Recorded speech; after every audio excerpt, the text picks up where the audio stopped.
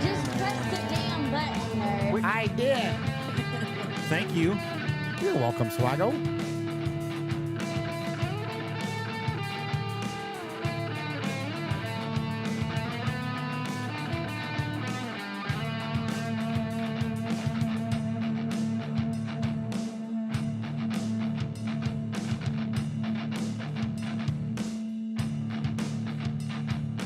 What's up, B-Al?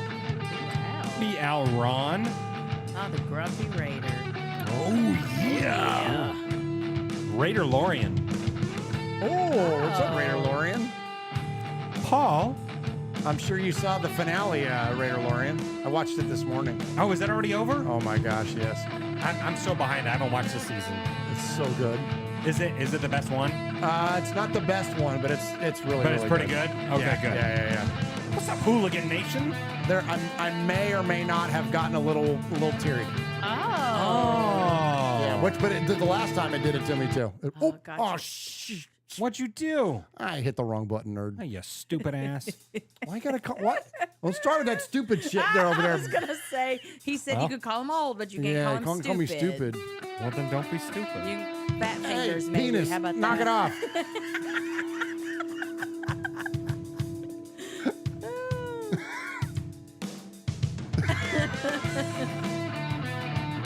Ebony Graves. Ebony. Herman Munster, what's up? What's up, Herman Munster? Oh, Herman Munster. Love you. Did you like the new Munster movie? I haven't seen it. Did you watch it? Yeah, I liked What do you it. think? I thought it Really? was good. The one that Okay. Rob Zombie did? Yeah. I liked it. Yeah, it was good. What's up, Yosh? What's up, Yoshi?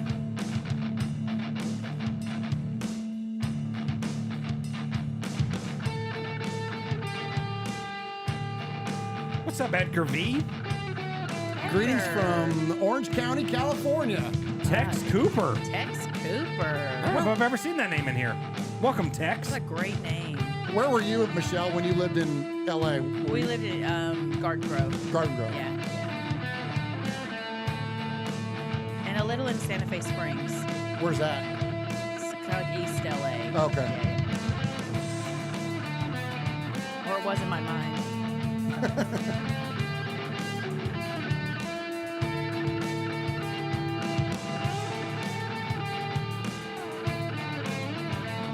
Everyone relax. Foxy's here. What's up, Foxy? Oh, there you go. The Rizzy. Is it Rizzy? Oh, the Rizzy. The Rizzy. Hey, Rizzy. Okay. Robert Pena. Oh, Edgar's in West Anaheim. West Anaheim. Right on. We have a lot of Southern California listeners. Yeah. That's like when you look at our heat map Yeah. Oh, of like yeah. where the Yeah. highest concentration of listeners. That it's one's Southern. red. Nice. Yeah, absolutely. Well, and it does it in like these circles that like branch out, like the more listeners you have, and Oh, like yeah. Southern California is like that big. Like, Well, yeah. Oh, it's huge. Because Mojo tells all of his friends about it. Absolutely, yeah. You know? Rick Rada. Chronicles of the Rada? Black Hole. Rada. All right, welcome in to episode number, what is this, 286 of Raiders Fan Radio. Hey, it's Mike Garoppolo, NFL Network here in the home office, and you are listening to the Raiders Fan Radio podcast, taking that lighter journey into the dark side with Murf, Swag Jeff, and Michelle. She's got great hair. It's a little pink, it's a little purple, whatever it is. I'll tell you what, if I could grow it, I would sign up for that color today. So listen to her and the entire crew as they give you all the information on the Raiders on the podcast that benefits the One Nation Foundation. It's a great cause. It's a great pod. Tune in, turn it up. Here it comes. All that Raiders info and takes coming at you right now. Jackpot, baby. Raiders Fan Radio. Oakland, LA, Oakland, Vegas, Raider Nation, wherever, forever. You got your old Uncle Mosh and Raiders Fan Radio from Murf's Man Cave, taking a lighter journey into the dark side. Sit back, put your feet up, pop a top, and enjoy the ride. Here we go!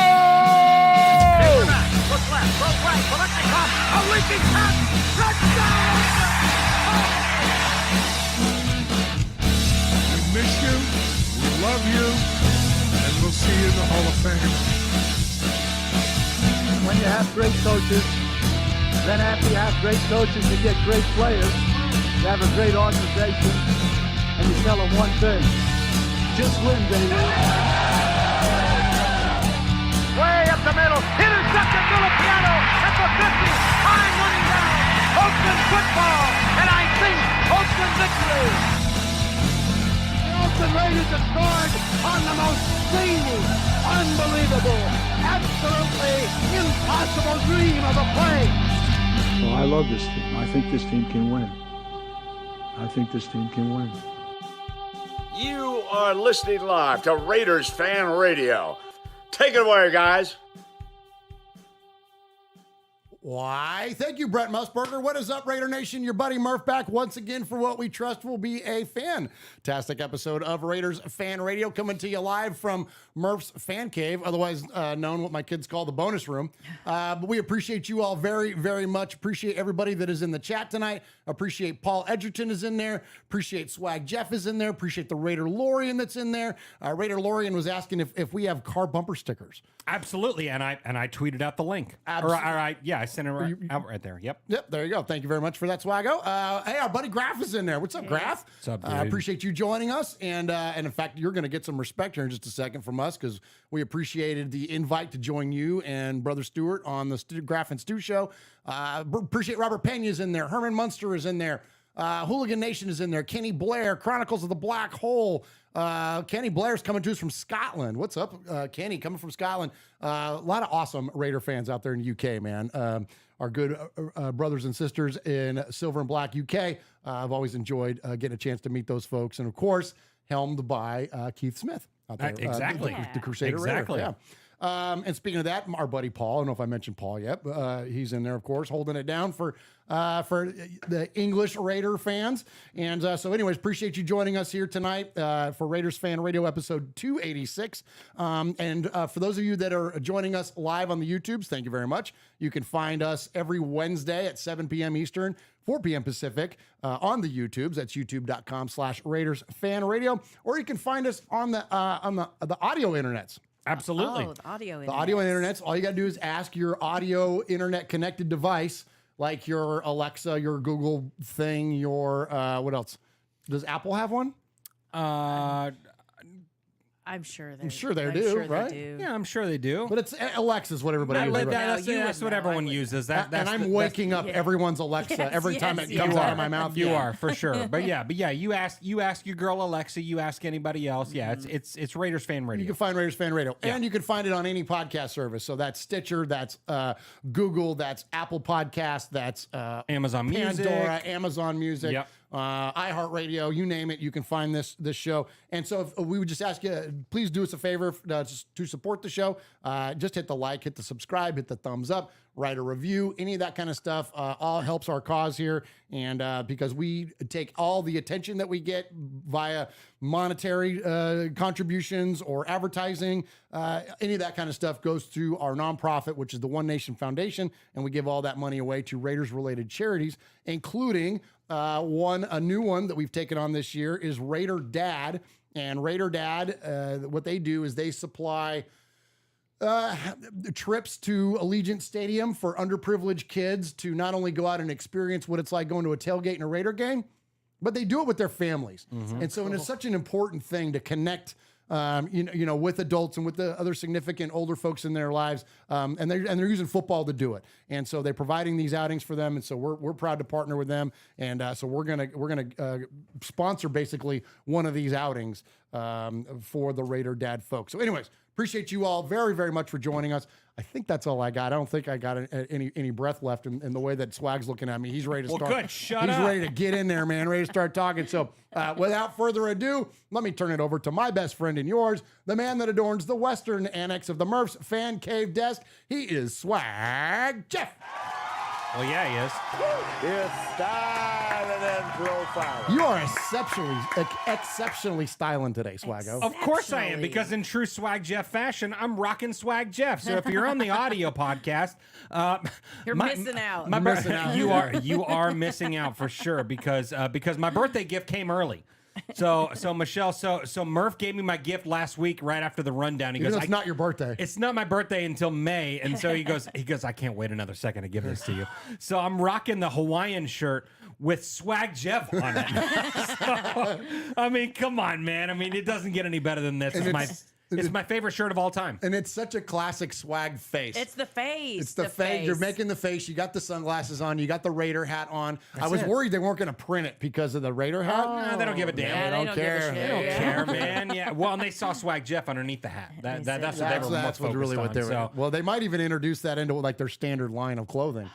They should. They really should. need to. You know what? Are you kidding I me? wouldn't buy that. I would wear that, right? SwagJeffHawaiianshirt.com. Yeah. Someone buy that. That'd be amazing. Yeah, absolutely. But man, I'm fired up to be here and all that stuff. And we got a little stank on tonight's episode because you were just talking about the One Nation Foundation, Murph. Yeah. So Hooligan Nation, I want to give much respect to you. Says hit the button, nerds, with a $20 donation to the One Nation Foundation to kick things off tonight. Much respect to you, because you get poker chip number 1, because we got a little giveaway tonight. So every $10 donation tonight gets you 1 poker chip into the running to win this. Badass. Absolutely, man. The 1965 second round draft pick in the AFL. That is Fred Biletnikoff. Let's Come go, on, get Freddie you some, B. man. So every $10 donation, that beautiful jersey, certificate of authenticity comes with it and all that. Get in the mix, man. It's all going to the One Nation Foundation. Yeah, absolutely. Yeah. Good stuff there, Swaggo. And so we don't do this show alone. We can't. We can't do this show alone. I mean, we can, but it's not as You good. could. Yeah. It's not nearly as good. So to my right, the western annex of the southern. What is it? Southern annex. Southern annex of the Southern Western annex of the Western annex of the Let's Murf get your Fan shit Cave together, Desk. Jeff. It is Michelle Swag. Hey, Michelle. Yay! Oh, wait. Oh, don't do that shit on me. No, I'm sorry. Hang on. Darn it. Oh, God, This is what happens. All right, let's do it again. Well, I didn't hear it. Say her name again. Oh. Yeah, Okay. Okay, go. Michelle Swag. Hey, There we go. There we go. Hi, Michelle. Hi. How are you? I'm great. I'm so glad to be here. I'm starting to get like the butterflies for the draft and stuff, so I'm starting to get a little excited. I know, right? You know, I don't pay a whole lot of attention, because I don't want to get like locked in on somebody and then I have to wave goodbye as they go to another team. Right. So I'm excited. I'm just excited. We talked about that last week on the show, yeah. and that's it's crucial, man. Right? You know, you get married to certain players before the college guys. You're like, that's our guy, that's our guy, that's our guy, and then he winds up playing for the Chiefs, and you're like, well, F. that love that I have for that guy is quickly turned Now I into got to hate. change it. Yeah, and I'm not doing that. Yeah, so, absolutely. Absolutely. Yeah, that's one of the worst parts about it, if you ask me. Like, like I was watching today. So I mean, Good Morning Football and the NFL Network was on in my house 24/7. And so they had Tyree Wilson from Texas Tech on there, and it was really kind of funny because Kyle Brandt, one of the hosts of the show, they were doing this like mock draft scenario, like not a mock draft, but like pretending like Tyree Wilson got drafted. And so Kyle goes up there and he's pretending he's the commissioner and he's all stale and stiff, and it's really funny. And then Tyree Wilson comes out there and just like doesn't even bear hug him. Like it's like this Just melees him. Just underneath like his hands underneath his armpits and just like lifts him up. And Kyle's not a small dude. This is the guy that played running back at Princeton. He's a big, he's a kind of a buff dude.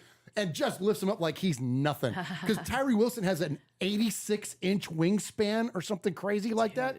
He's a massive human being. And I'm like, dang, can you imagine that guy on the opposite end of Max Crosby? Yeah. Like, and I'm thinking, like, talk about, we'd be the all arms team with those two guys, you know? But, and so look, it'd be like Condor Part 2, you know what I mean? And so like, anyways, but as much as I would love to see, I'm like, no.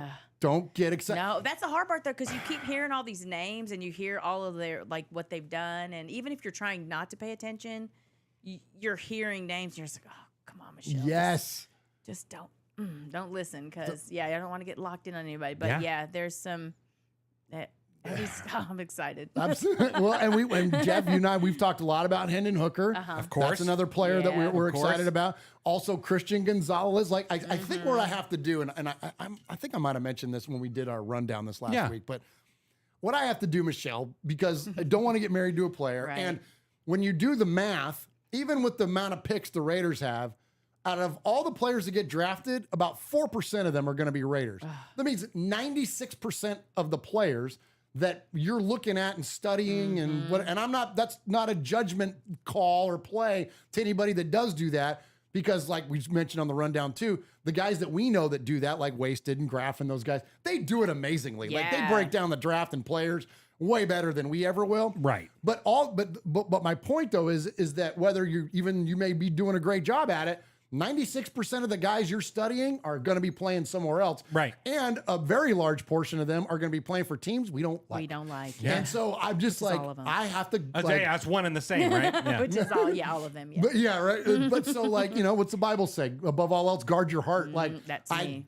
gotta like, but so what I'll do, Michelle, to help with that is that I'll look at like, okay, here's Tyree Wilson, here's Christian Gonzalez, here's CJ Stroud. Here's like, and I kind of make up in my mind, like, who are 7 players I would love to see be Raiders out of the top guys. Yeah. Then usually one of those guys, Right. unless you trade up for Alex Leatherwood or do some weird ass shit like we've done, I'm going to trigger warning.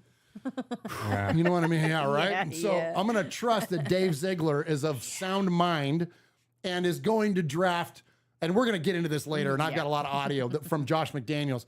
You'll hear the word best player available come right on out of his mouth. So what I do, I think about who are the best players that are going to be available for the Raiders, and then look at those guys. And then it's like, okay, the odds are way different. Now you've gone from 4% to like, 20% maybe. You know what I mean? So you can, and it's That's going more to manageable. It's Yeah, a little I more like that. manageable, Yeah. and you're going to get one of them. Right. So anyways, that's what I do in my brain. I don't know how you do, Raider Nation, but I mean, it's tricky, man. It's tricky because there's been numerous players. I mean, what if like I don't know, like you look at a guy like Gonzalez, and what happens if he ends up a Bronco? Right. Like, oh man, Right. You know what I mean? Right. Right. So and then to go further a little bit, you say we pick like 7 or 8 guys where we're like, ooh, I really like that guy or whatever. But then like later on in the draft or whatever, that's when you tune into folks like Graff and Wasted and NFL Network and stuff to find those late round gems, right? Because I can be sold on about any of those guys, right? You're like, okay, like that could be the steal of the draft and stuff like that. And back in 2019, Max Crosby was one of those guys, right? Where everyone was like, oh, wonder where he's gonna go. He's lanky, he's long, all this kind of stuff. He could be trouble, and and then now he's our favorite player in the whole world. So yeah. Absolutely. Schmucky the Raider Baronaire says, too soon, Murf. Don't mention Leatherwood. Schmucky. I haven't seen Schmucky in a while. Let's see. Houston from LA in there says, Swag's hat is playered out for real. Yeah. Making the name it authentic. Got to get wifey to get me one on Father's Day, and the shirt with a bunch of laughing faces. Absolutely. Good stuff there from Houston from LA. We've got some more donations in there too, Swag Jeff. Who do we got? And tell them what they're going to have a chance to win tonight. Absolutely. So yes, if you tuned in late, so Hooligan Nation of 20, Kill Jadis, the hashtag One Chip Gang, and Chef B dropped $20. So much respect to you, Chef B. So yeah, so we got $50 tonight so far for the One Nation Foundation. So if you tuned in late, we are playing for this Fred Biletnikoff authenticated signed jersey tonight, She's a man. beaut, Clark. Exactly. And and the money that we raised tonight is going literally to the Biletnikoff family and the Biletnikoff Foundation through the One Nation Foundation. So much respect to you guys. Keep the donations coming, man. Let's rack it up for the One Nation Foundation. Absolutely. Good stuff there. All right. Michelle, do you have who Michelle told us tonight? You don't? Okay. That's all right. No, don't be sorry. We're good. So then... you just ruined the show. That's all. I did. I ruined it. Bye. I'm leaving. See Well, you guys. Now, that's my fault because I didn't ask before we went live. I meant to tell you, and we got sidetracked. And we were talking about That's all right. We're talking about the new White Foo Claws. Fighters song that came out. Oh, yeah, there you go. Because here's the thing, Raider Nation, like give you a little bit of inside baseball. we try to not talk about the Raiders.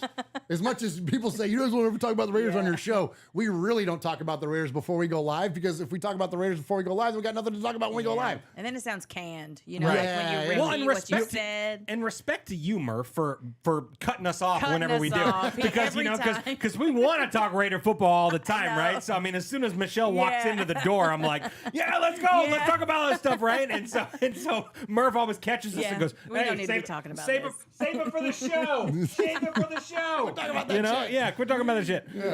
But hey, so I do have an episode number, right? So each and every week, yeah. I take a significant moment within Damn Raider right you Nation, do. relate it back to the episode number, and thanks to my buddy T-Hom, much respect to you. Hey. I got one tonight for you, and I don't have one, I don't have two, but I have three for you. So episode 286, we are going to, the first is a total of 286, right? So 286 total yards.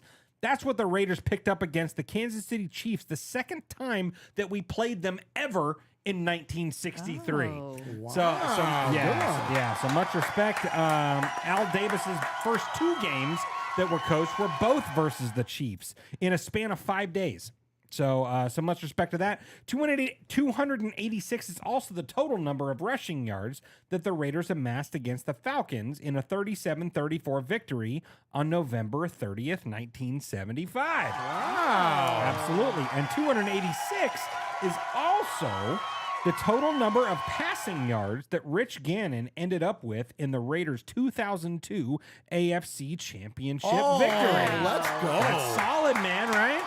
That's my favorite one. That's my favorite one.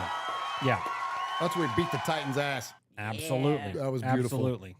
That was beautiful. Hey, before you get to contact info, go ahead and write up 4 more poker chips Oh! and give it to our good buddy, Schmucky the Raider Bear. Oh my gosh. He says, didn't realize it was auction night. Just happy to finally make a live show. It's been a while. Appreciate you. Much respect, dude. Much respect. Let me show Oh, schmucky. Oh, there he is in the There he flesh. For those of you that are on the video feed there, you can see the legendary Schmucky the Raider Bear, who, of course, comes to us from up there in section 405 of Allegiant Stadium. This was made by Michelle. Shout out Michelle and her amazing artwork at Inclined to Improvise. And she makes some incredible artwork. Great job on your show this weekend, too, which was so much really fun. Valerie and I had a blast. It was way cool. It was a really cool show. But yeah, old Schmucky the Raider Bear. So for those of you that don't know, 405 doesn't exist in Allegiant Stadium, and there's a whole backstory to Schmucky the Raider Bear. But I'll save you that story for tonight. Well, if you can, I don't even remember what show it was. It was almost a year ago. I came across Really? that video not too long ago, and yeah, because we were talking about when they were going to finally let fans back into. So I guess it was 2 years ago. Well, it was about the mask protocol and that's stuff. Right, might as well right. just yeah. tell it. Yeah, you might as well. Go well, ahead. yeah, absolutely. So we were talking about, mask protocol, because the first season at Allegiant Stadium, you had to be vaccinated, right? Yeah. And then you had to wear a mask, and then the people that actually wore Raider mask, fans, stuff like that, Gorilla, all kind of pinhead stuff like that. The rule was like no one was allowed to wear like other masks because they wanted to see that you had an N95 mask on, and so they said, but they'll probably concede to folks like Gorilla, pinhead. Things like The that, well-known. the well-known Yeah, people, and Murph goes, if you're Schmucky the Raider Bear sitting in section 405, they're probably not going to let you wear your bear head in there. And me and Mosh soon as just I heard lost it, it, yeah. and I think within 5 minutes there was Schmucky the Raider Bear was in the chat. It was fast. So yeah, it was really quick. So respect, Schmucky. Well, I'll tell you what, and instead of, let's see, I'll just give you this. So real quick. So speaking of Schmucky the Raider Bear, so of course we not only was Schmucky the Raider Bear the profile here on the show unlocked, but also Schmucky the Raider Bear has a Twitter. I think there's a Facebook profile. Yes. And then, of course, the good listeners at Raiders Fan Radio, and mainly our buddy Kill Jadis, sent Schmucky's theme in. So I'm going to play the theme, Jeff, and then take us to contact. Okay. Schmucky Bear is drunker than the average bear. Schmucky Bear is always in the police's hair. At the nosebleed section you will find him there, chugging down more beers than the average bear. He will sleep till noon, but before it's dark, he'll maul all the bad things fast before they disembark. Schmucky's more notorious than a billionaire. That's because he's Schmucky the Raider Bear. Woo! Woo! Woo! Hey, Raider Nation, you got your old Uncle Mosh here with an updated contact info. So sit up, zip up, Shut up, and pay attention. You can call us at 909-345-3346, or as Murf would say it, 909-345-3346. How about emailing me? You want to email me? Email me at show@RaidersFanRadio.com.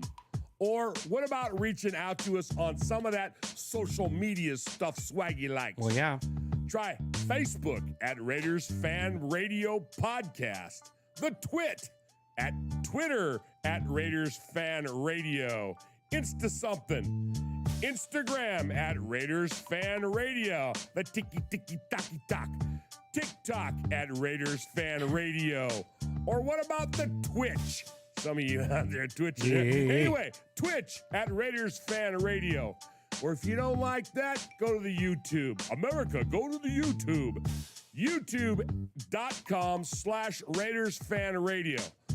Oh my God, if that wasn't enough, go to your podcast provider and search Raiders Fan Radio. Holy crap, that was a lot. Mm-hmm.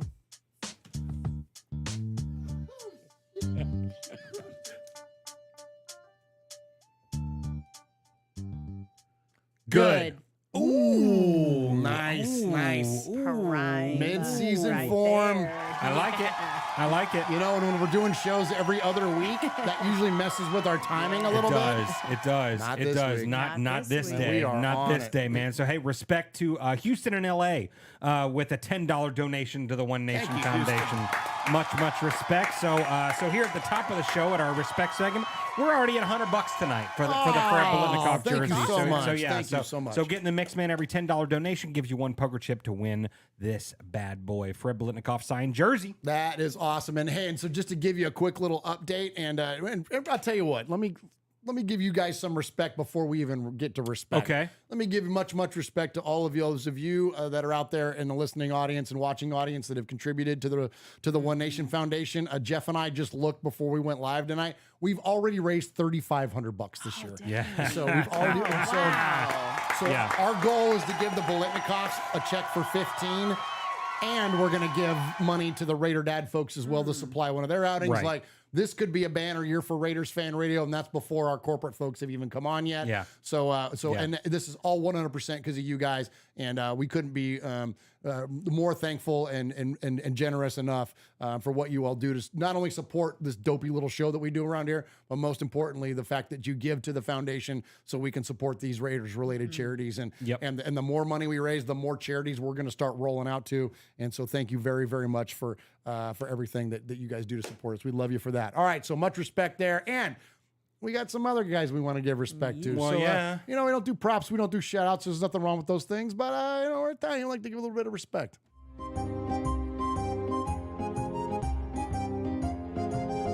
Murf, Swaggy J, Nation, it's time for a little respect.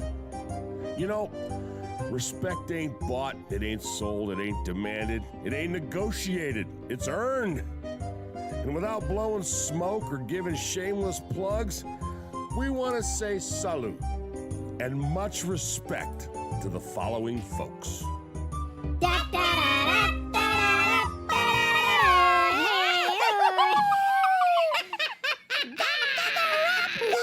Let's go.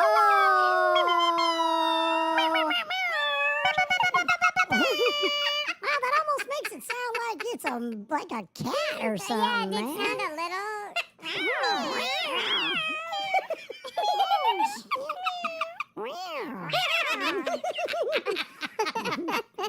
Oh my gosh. Oh, jeez.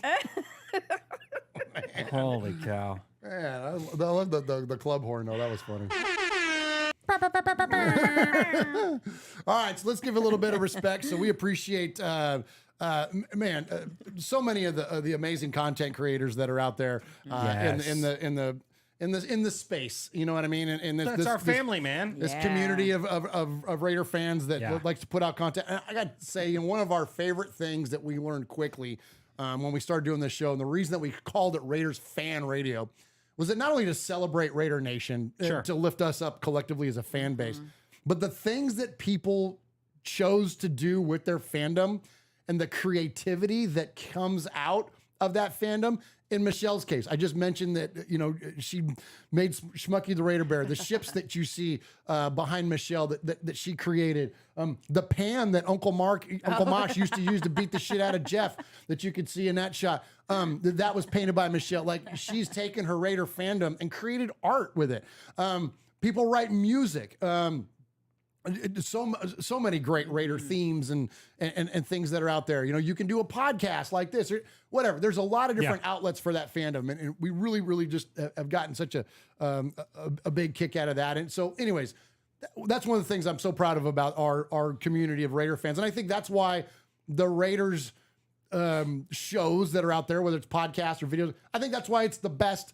And it's unmatched in terms of not only other football teams, but other sports teams. That's right. You just don't get what you get with Raider Nation when it comes to this stuff. So we respect a lot of those folks.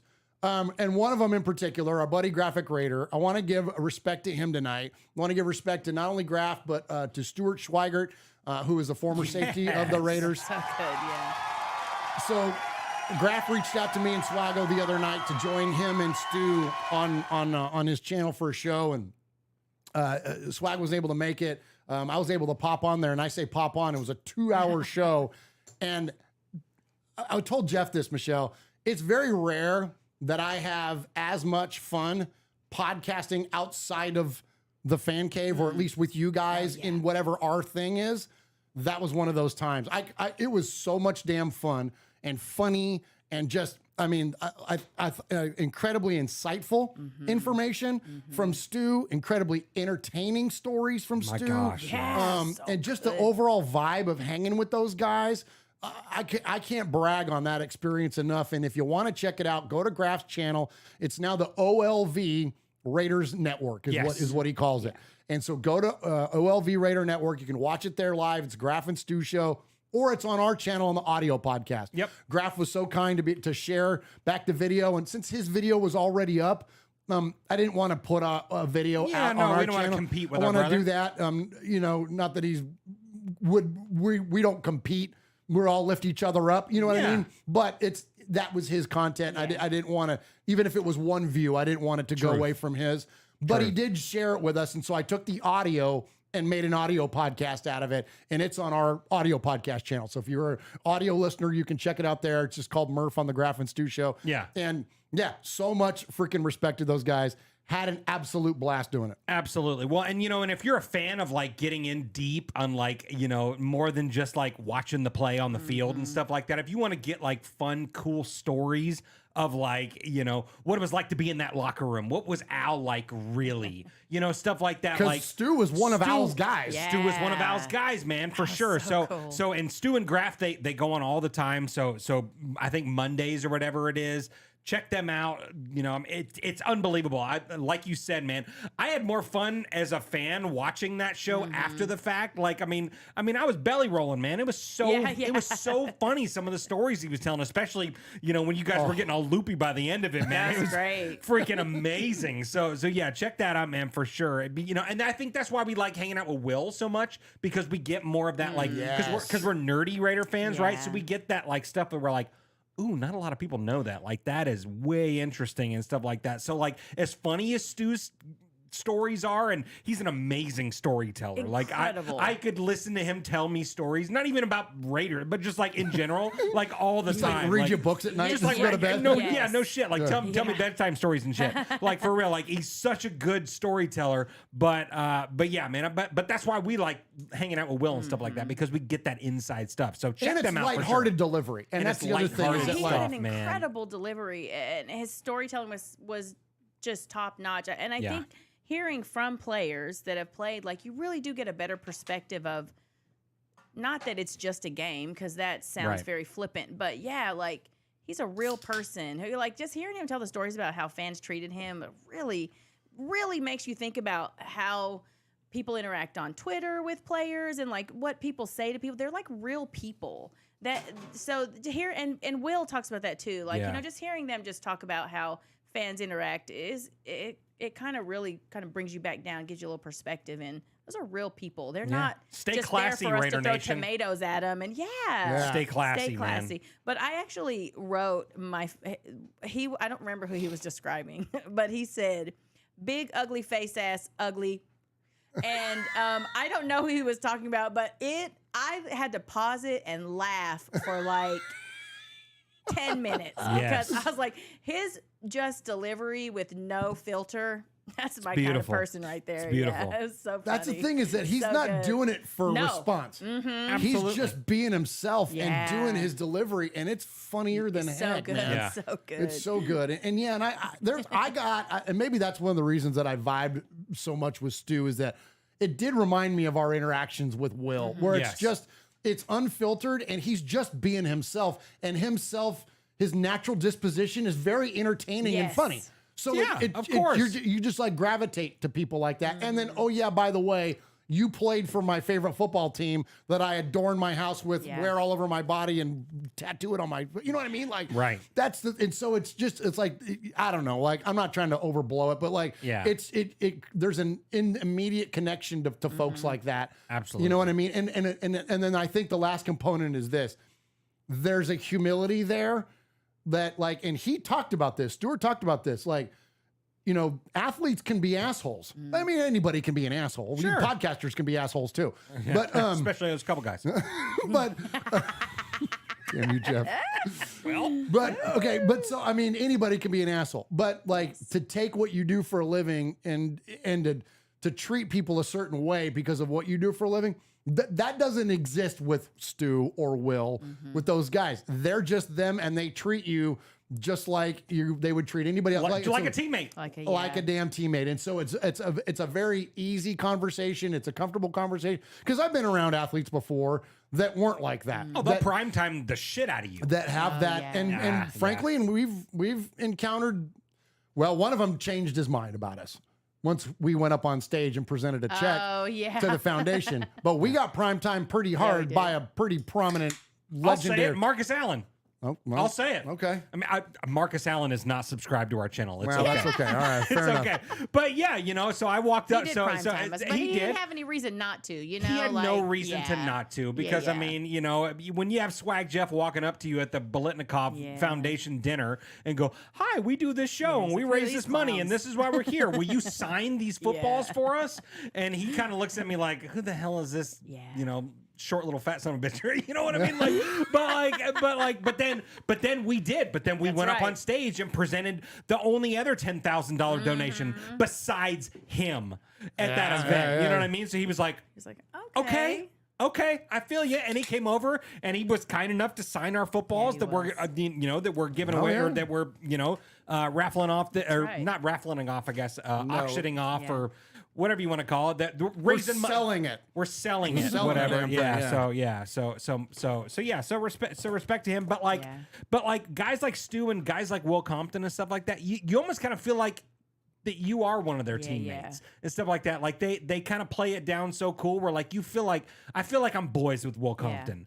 And and I've never, personally talked to Stu, but like I feel like he would talk to me the same way he was talking to one of the guys in the locker next to him. You know what I mean? Like just like real guys, and I love that. Well, it all depends on how you come at him. You know what I mean? And that's like Stu said, because he's had a lot of he didn't know what his reaction was going to be like when he started re-engaging with Raider Nation, because people did some shady ass shit to him and said some mean things to him towards the end of his playing career. So he didn't know what it was going to be like, and he was surprised by how welcome he was coming back to the Raiders. And I just, which was a wonderful tip. But again, like if I'd have been a dick to him, then it wouldn't have been that kind of a reaction. But it's like, anyways, whatever. Well, and it even still sounds like he has interactions with people that are like, come on, like, what are you doing? Like, probably still, It kind of sounded like he was really appreciative of how you interacted with him. And so you could kind of tell that he probably still gets ridiculous ass people just being clowns and not thinking that you're talking to an actual human being. Absolutely. That was a freaking Raider. Like, damn. That's the thing. And that's what I told him. Some respect. At the end, it's like at the end of the day, like you wore the silver and black and represented the silver and black. Like, That picture with Al Davis, Oh, dude, so man. good, right? Yeah, So you were like, good. frame that, please. He was like, oh, I got a bunch. I got a bunch of them, yeah. Can I have one? Yeah, I saw you and Graf both be And like, both of y'all were like, why do you just have like a just random picture fingers out of all a over it, frame, yeah. like not hung on your wall Yeah. or I got a whatever? bunch of Yeah. I'm like, if you got a bunch, you mind scribbling your I name was on it and right, mailing yeah. it to me? Hello. I'll take one of those. Thank you. Well, Stu, if you're listening, sign one of those, send it to us, put it and then right we'll here. send a couple, and we'll find a auction one spot. off for the One Nation Foundation. Oh, there you go, Jeff. We don't That need is a really we don't need beautiful picture. JSA. We've got Stu. I did that. I did that. Yeah, I did You know? that. Yeah, I Yeah, signed that. absolutely. That's so, a great idea. We'll auction one off, and then we'll have one here We'll for have the one fan here in cave. the fan cave. That's a great idea. That's a great idea. Absolutely. Well, I'll ask him. Well, and because he's going to come on our show. And he's going to come on the Oh, show, that's so right, yeah. so we're going to also have an ID. We're going to have to cut an We're gonna ID get an for, ID for for Stu Stu, yeah. up here on this thing for our audio Absolutely. breaks and stuff like that. So yeah, so stay tuned because he's going to be on our show too, and we can't wait for it. But I do want to also give respect to some other folks in the chat. Please. We've been talking about Stu and Graf and all that stuff, but I want to give respect to Chef B once again, who already had donated $20 tonight. Yeah. He dropped another 50. Wow. He says, let's help out the One Nation Foundation tonight. Nice. Hashtag Love support it. RFR. Ebony Graves with a $10 donation as well says, I say Raiders Fan Radio is the bestest podcast in the virtual world. So much respect to her. Thank you, Miss Ebony. Absolutely. And then another, a $5 donation from Raider Nation News Today. Says, Murf, Jeff, Michelle, salute. Raiders.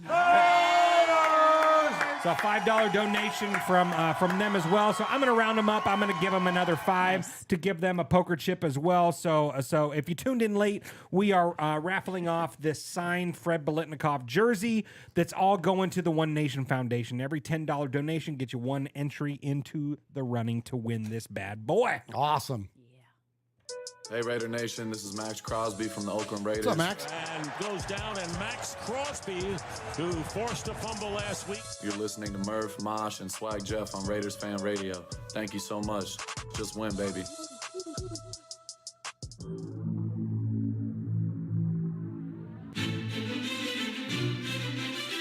Patrick Claybon with NFL Network here. Hey folks, I know 3 things you might like.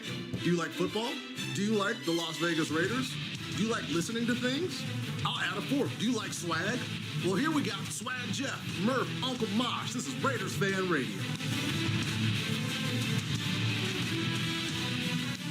Oh, Raider Nation News Today. That's Hammer. Oh, was that Hammer? That's Hammer, dude. Yeah, what's up, Hammer? What's up with all y'all guys changing your names, man? I'm used to looking for Hammer's House and Doxy NT. What are y'all doing? Right? Yeah. Oh, what are that's y'all awesome, doing, man? That's awesome. There he is. Yeah. Absolutely. And our buddy Rev Raider's in there. Rev Raider from Jersey. Oh, what's up, Raider? Rev? Appreciate you, Rev Raider, jumping there in the chat. All right, so hey, I guess how many minutes are we in now? Only 45 minutes. So here at the top of the show, let's talk about the Raiders. How about we do that? Man, I've got certain information, all right? Certain things have come to light, and, given the nature of all this new shit, this could be a lot more complex. I mean, it might not be just such a simple, What in God's holy name are you blathering about? Well, I'll tell you what I'm blathering about. I've got information, man. New shit has come to light. All right, Jeff. So new shit has come to light. Michelle, new shit has come to light. So there's this. You guys ever heard of this little app? It's called Twitter. You ever heard of it? Unfortunately. I have a very love-hate relationship with Twitter. Most of the time I love it. A lot of times I hate it. I just hate it most of the time. You just hate it most of the time? I'm trying to love it. Twitter's like Trying. here's like any social media. It is what you make of it. And it is, and you are exposed to what you choose to expose yourself to. And so anyway, so I have a lot of fun on the Twitters. But here's what I want to ask you guys, and here's what I want to kick off this conversation because, and I got to give respect. I'm going to bring it up here on the old phone while we're talking. I suppose I should have done this before. Okay, here we go. I want to give respect to JT. He is at Condor Season. Yeah. So Condor SZN. He's a fellow podcaster.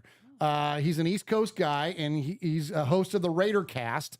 And so anyways, he put out a tweet.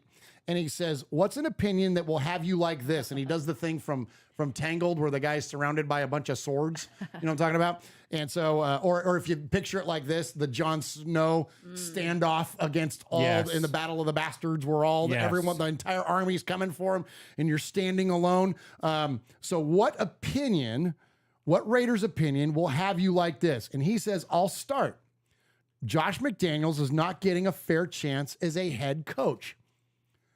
Interesting there. So I want to hear from you, chat room. And while we're waiting for chat room answers to come in, I want to go around the horn a little bit, and I'll tell you guys what mine was. But so that's an interesting conversation to have. He's not getting a fair chance. I would frankly agree with that.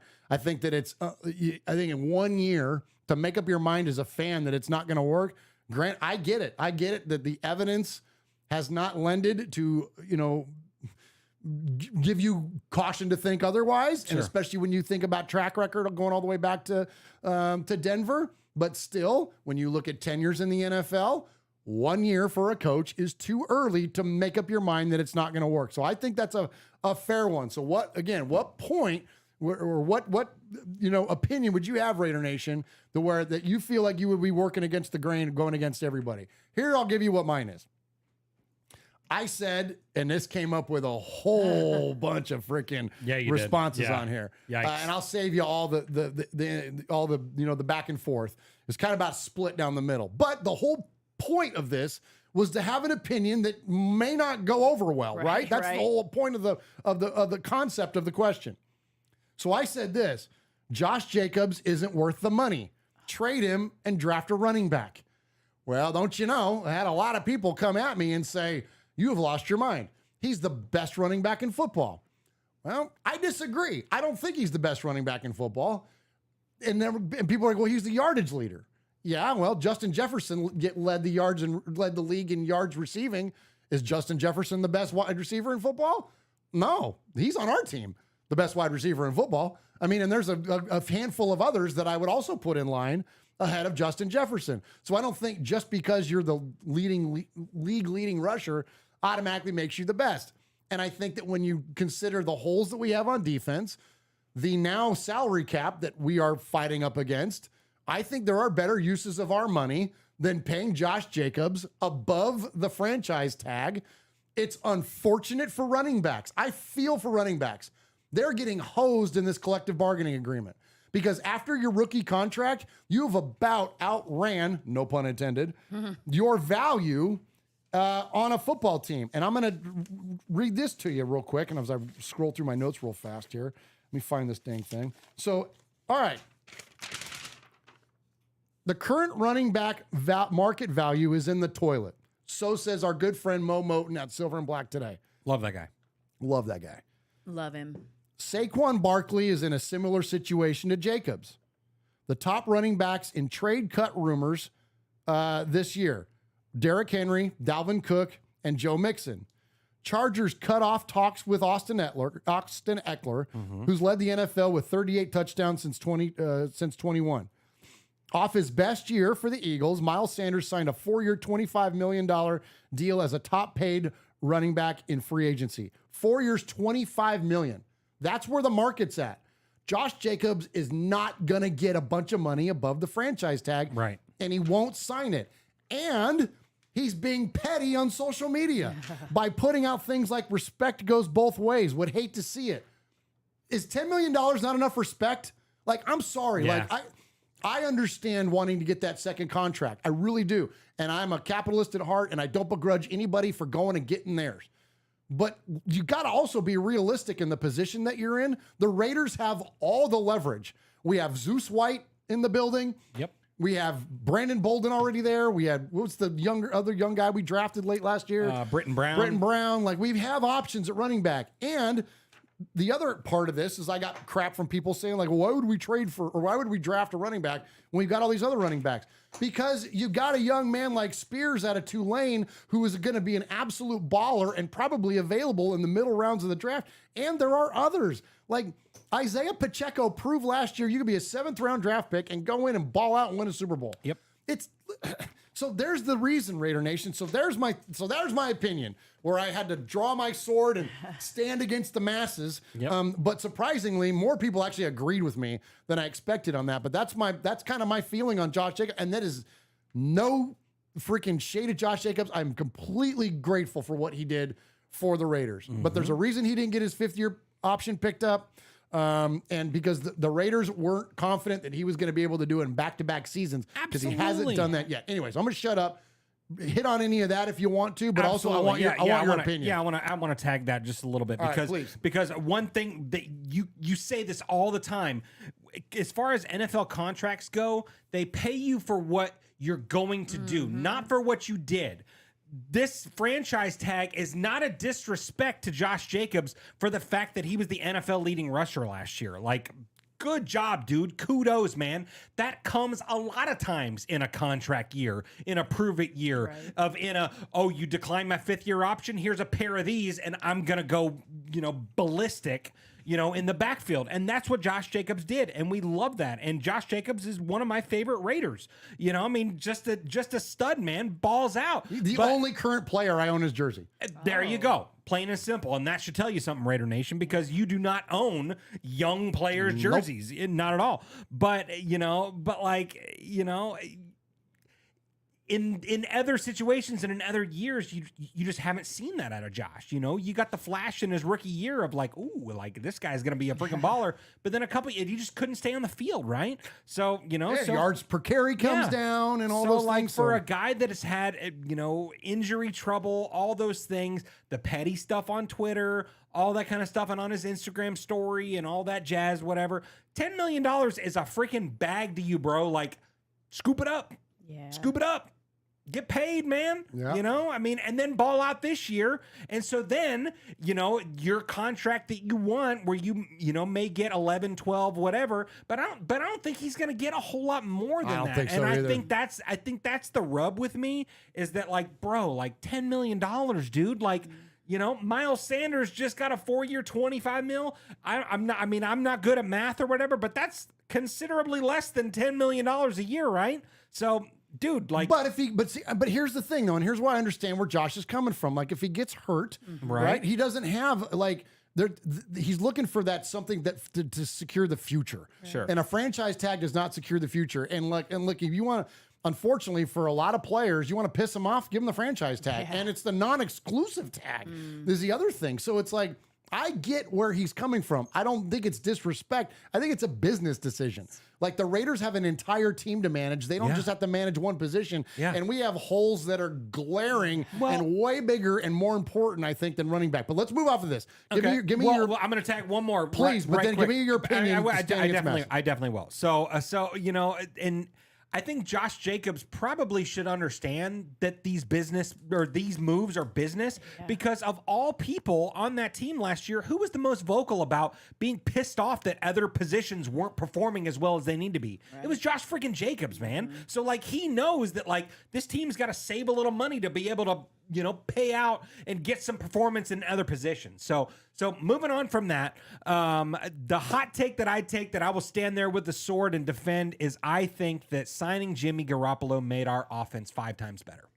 Oh, damn. Yeah.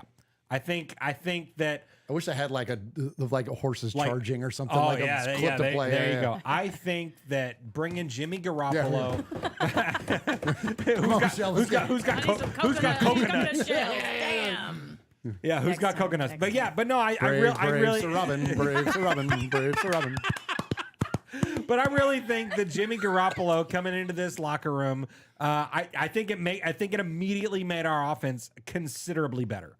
Give it a why. Now that's a hot take. That so why? Why? Because really without fully divulging sources. Because he's bought in. He's bought in because he understands this system. He has been successful in it, and he's willing to do it.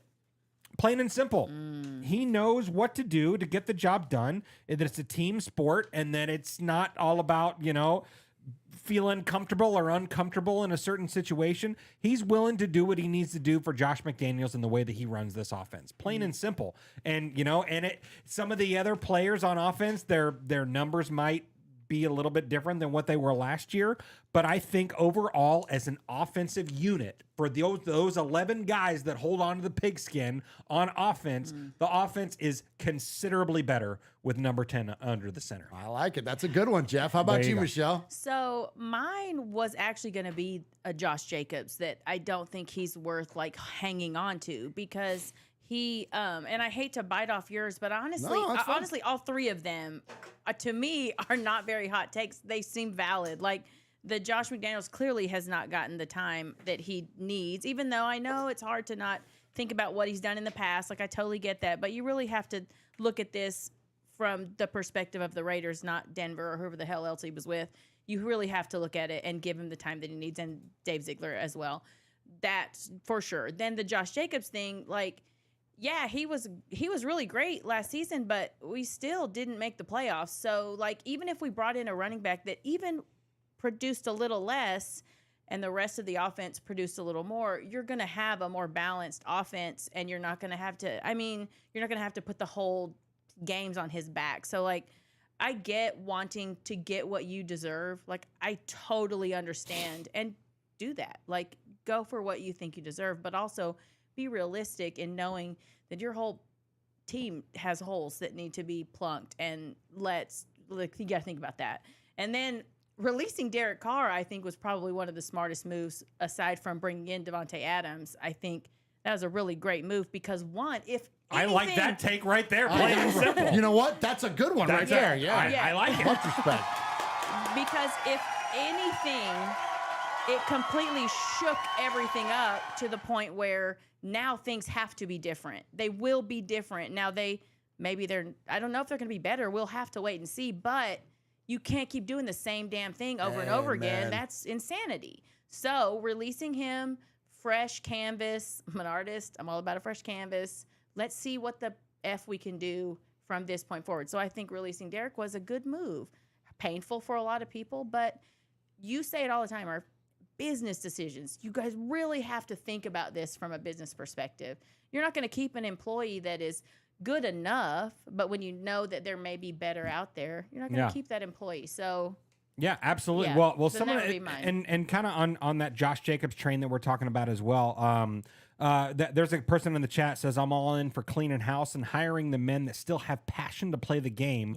Yeah. Money is a perk, not the primary focus. And that comes from the one and only legendary Uncle Mosh. Uncle Mosh in the chat, my man. Holy cow, he's got the itch, man.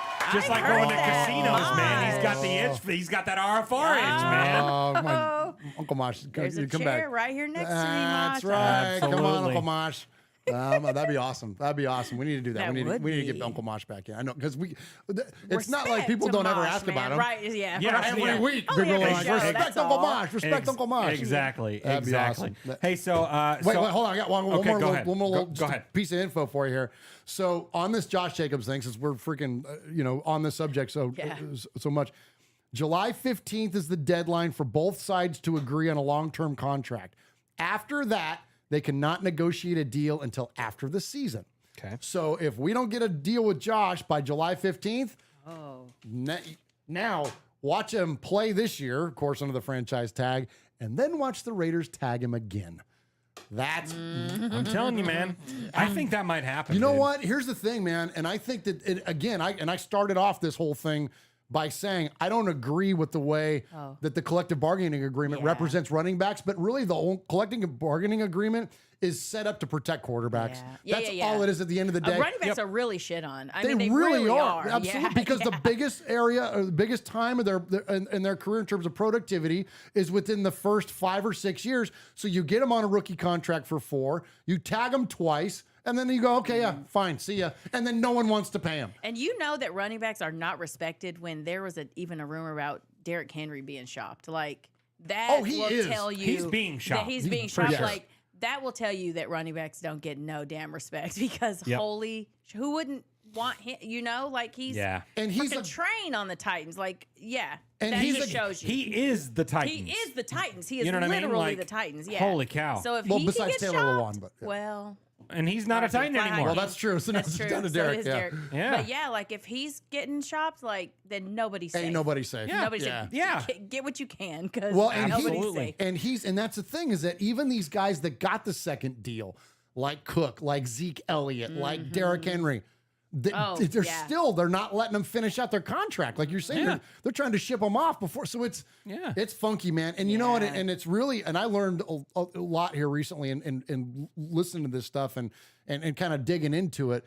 It really is. I didn't realize how favorable the CBA, the collective bargaining agreement, is for wealthy players, the guys that are the journeymen, the Will Comptons of the world. Yeah. It ain't good for them. It's really not. Like the CBA takes complete advantage of most of the players in the NFL, but what are they going to do? Yeah.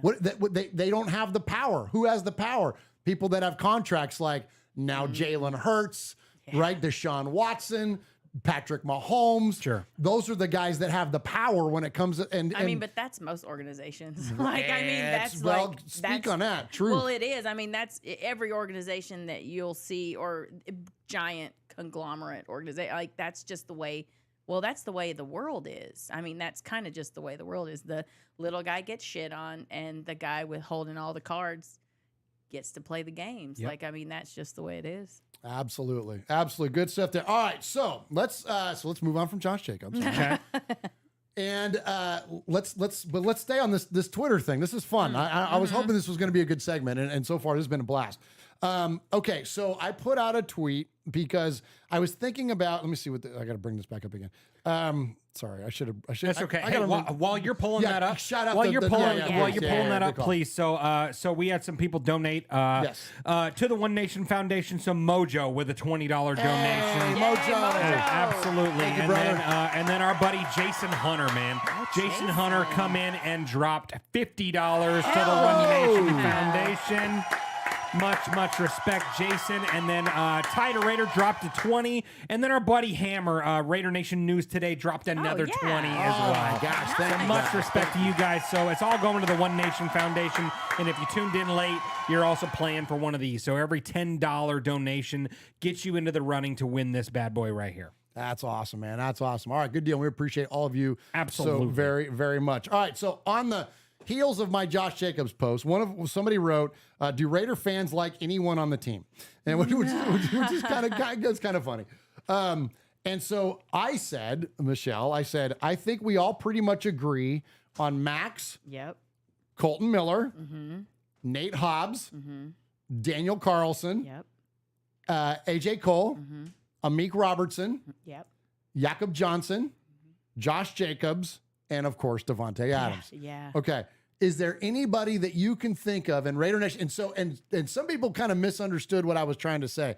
I wasn't saying what players I would want to keep on the team, period. And that wasn't my question or my point. My point was who, in terms of players, are universally accepted amongst Raider Nation? Where when I say to you, Michelle, do you like Davante Adams being on the Raiders? Who's gonna say no? Who's gonna say no to that? Punching you Right? in the face. Absolutely. I mean, him and Max Crosby.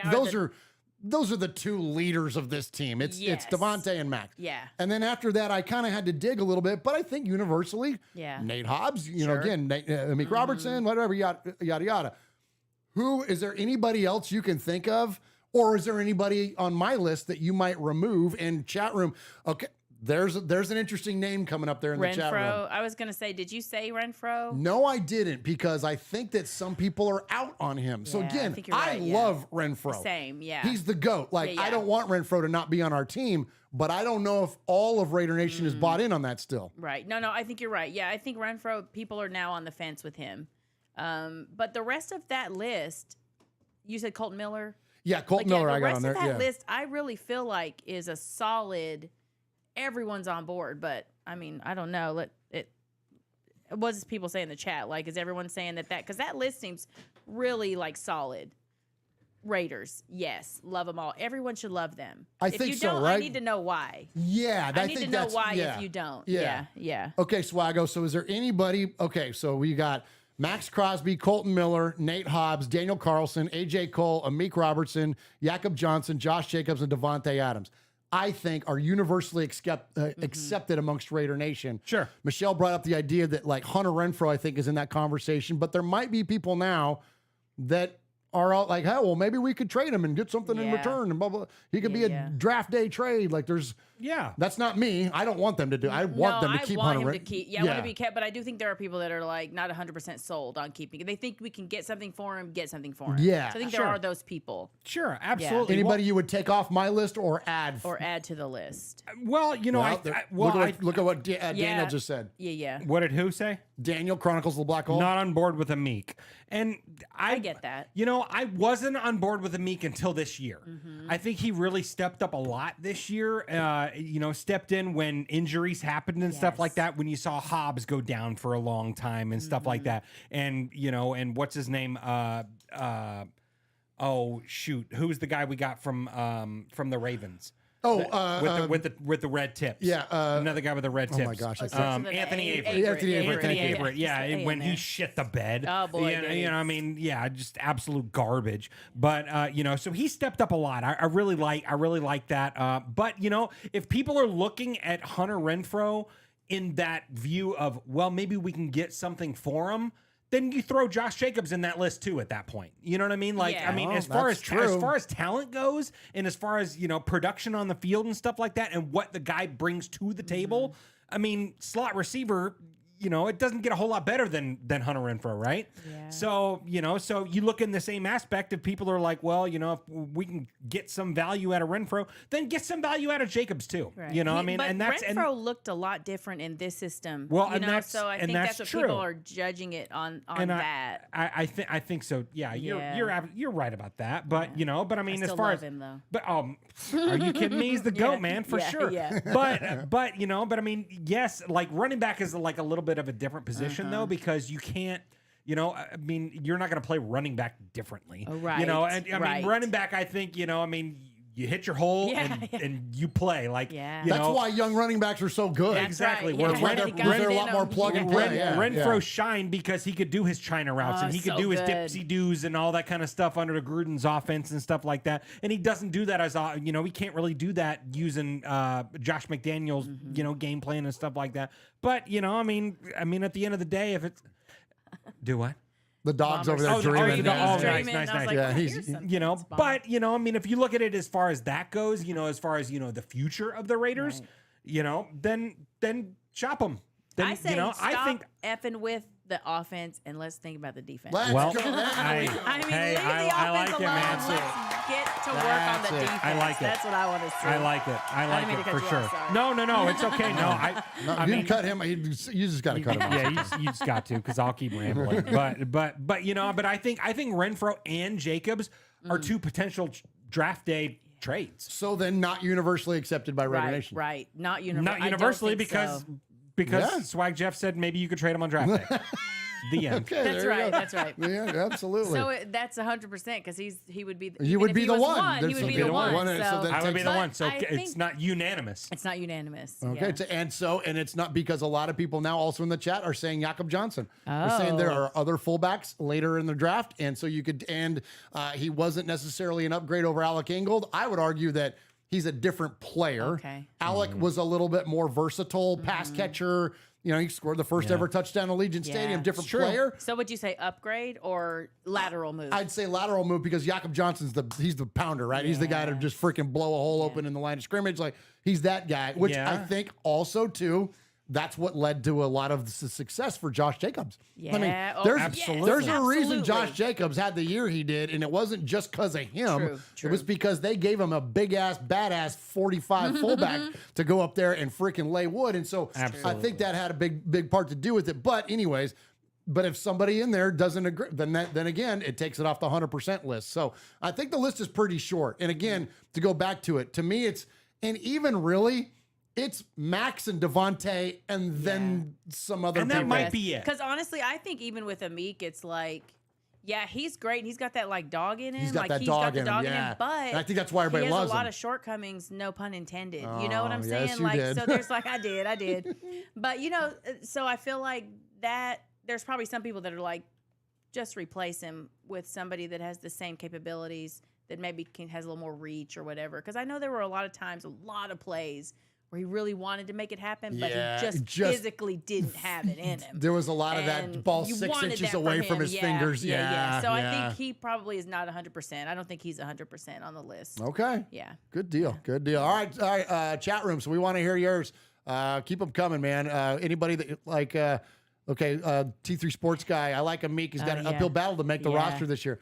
I don't think so. I think he's on the roster this year. I mean, especially covering in the slot. You know, if it weren't for the fact that, like Jeff said, if our other corners weren't shitting the bed and getting hurt, then he wouldn't have had to move to the outside. If you keep him inside, he's great. He does a great job in there. So true. All right, so let's go ahead and, because we don't talk offense enough around here, let's go ahead and jump on some discussion around a player that, frankly, the reason I wanted to include this tonight, we haven't talked a lot about this guy. Okay. We haven't talked a lot about Jakobi Meyers. Yeah. Oh, yeah. Arguably, and maybe not even arguably, the best free agent wide receiver that was available. Yep. And big surprise, he was a former Patriot. Comes on over to the Raiders. And so let's check in with Dave Ziegler talking about what Jakobi Meyers brings to the table. Is players that have a chip on their shoulder, players that have earned their way, players that have an edge. Those are guys that, you know, we want the fabric of our team to eventually have that look and have that feel to it. And when you look at how Jakobi came in the league, you see a guy that was an undrafted player that really had to make his way. He was a quarterback in college. He switched the receiver position, an underdog mentality, and Jakobi's worked for everything that he's gotten. He has a high passion and a love for football, which is another important trait that we want the Las Vegas Raiders to embody, and so that's you know, there's some intangible things there that are really attractive to us. The player, Jakobi's showed the ability consistently over the course of 3+ years here to be able to get open and catch the football versus some of the better defensive backs in the league from multiple alignments. He can do it from the inside. He's done it from the outside. Highly productive player and reliable player on third down, which is a critical down in the NFL. And so, you know, Jakobi has a lot of, I'd say, intangible traits, and then the physical skill sets and what he's done in the league as a receiver speaks to itself. And so, to be able to allow us to add another guy at a scoring position that can move the chains, that can get open, catch the football, and be productive for us. Is something that's really attractive to us. All right, good stuff there from Dave Ziegler talking about Jakobi Meyers. All right, so here we go. You ready for a hot take? Okay. Yeah. Yeah, I know I'm gonna catch some heat on this one. Good. Yes. We're gonna have the best wide receiver core this year than we've had since we had Jerry Porter, Timmy Brown, and Jerry Rice. Dude, I don't see a hot take there. That sounds legit that's a smart take. I mean, like, for across the board. Yes, yeah. When you look at Devontae Adams, the best wide receiver in football. Jakobi Meyers, a guy that can play the slot and be super effective outside as your number 2. Then Hunter Renfrow in there. And then, we got all these other pass-catching tight ends that the Raiders have brought in. I'm telling you, this wide receiver core, because I was trying to think about, like, all right, we had, like, the Amari Cooper, Seth Roberts. You had, like, you got Andre Holmes. We've had some good players through.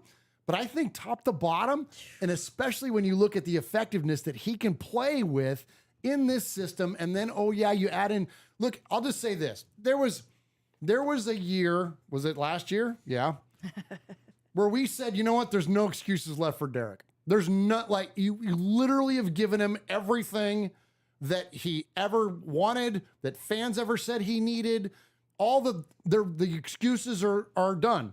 Like, you either got to get it done now, or we're got to move on and do something different, because you've now been set up to the best possible scenarios for your own success. And it didn't work out.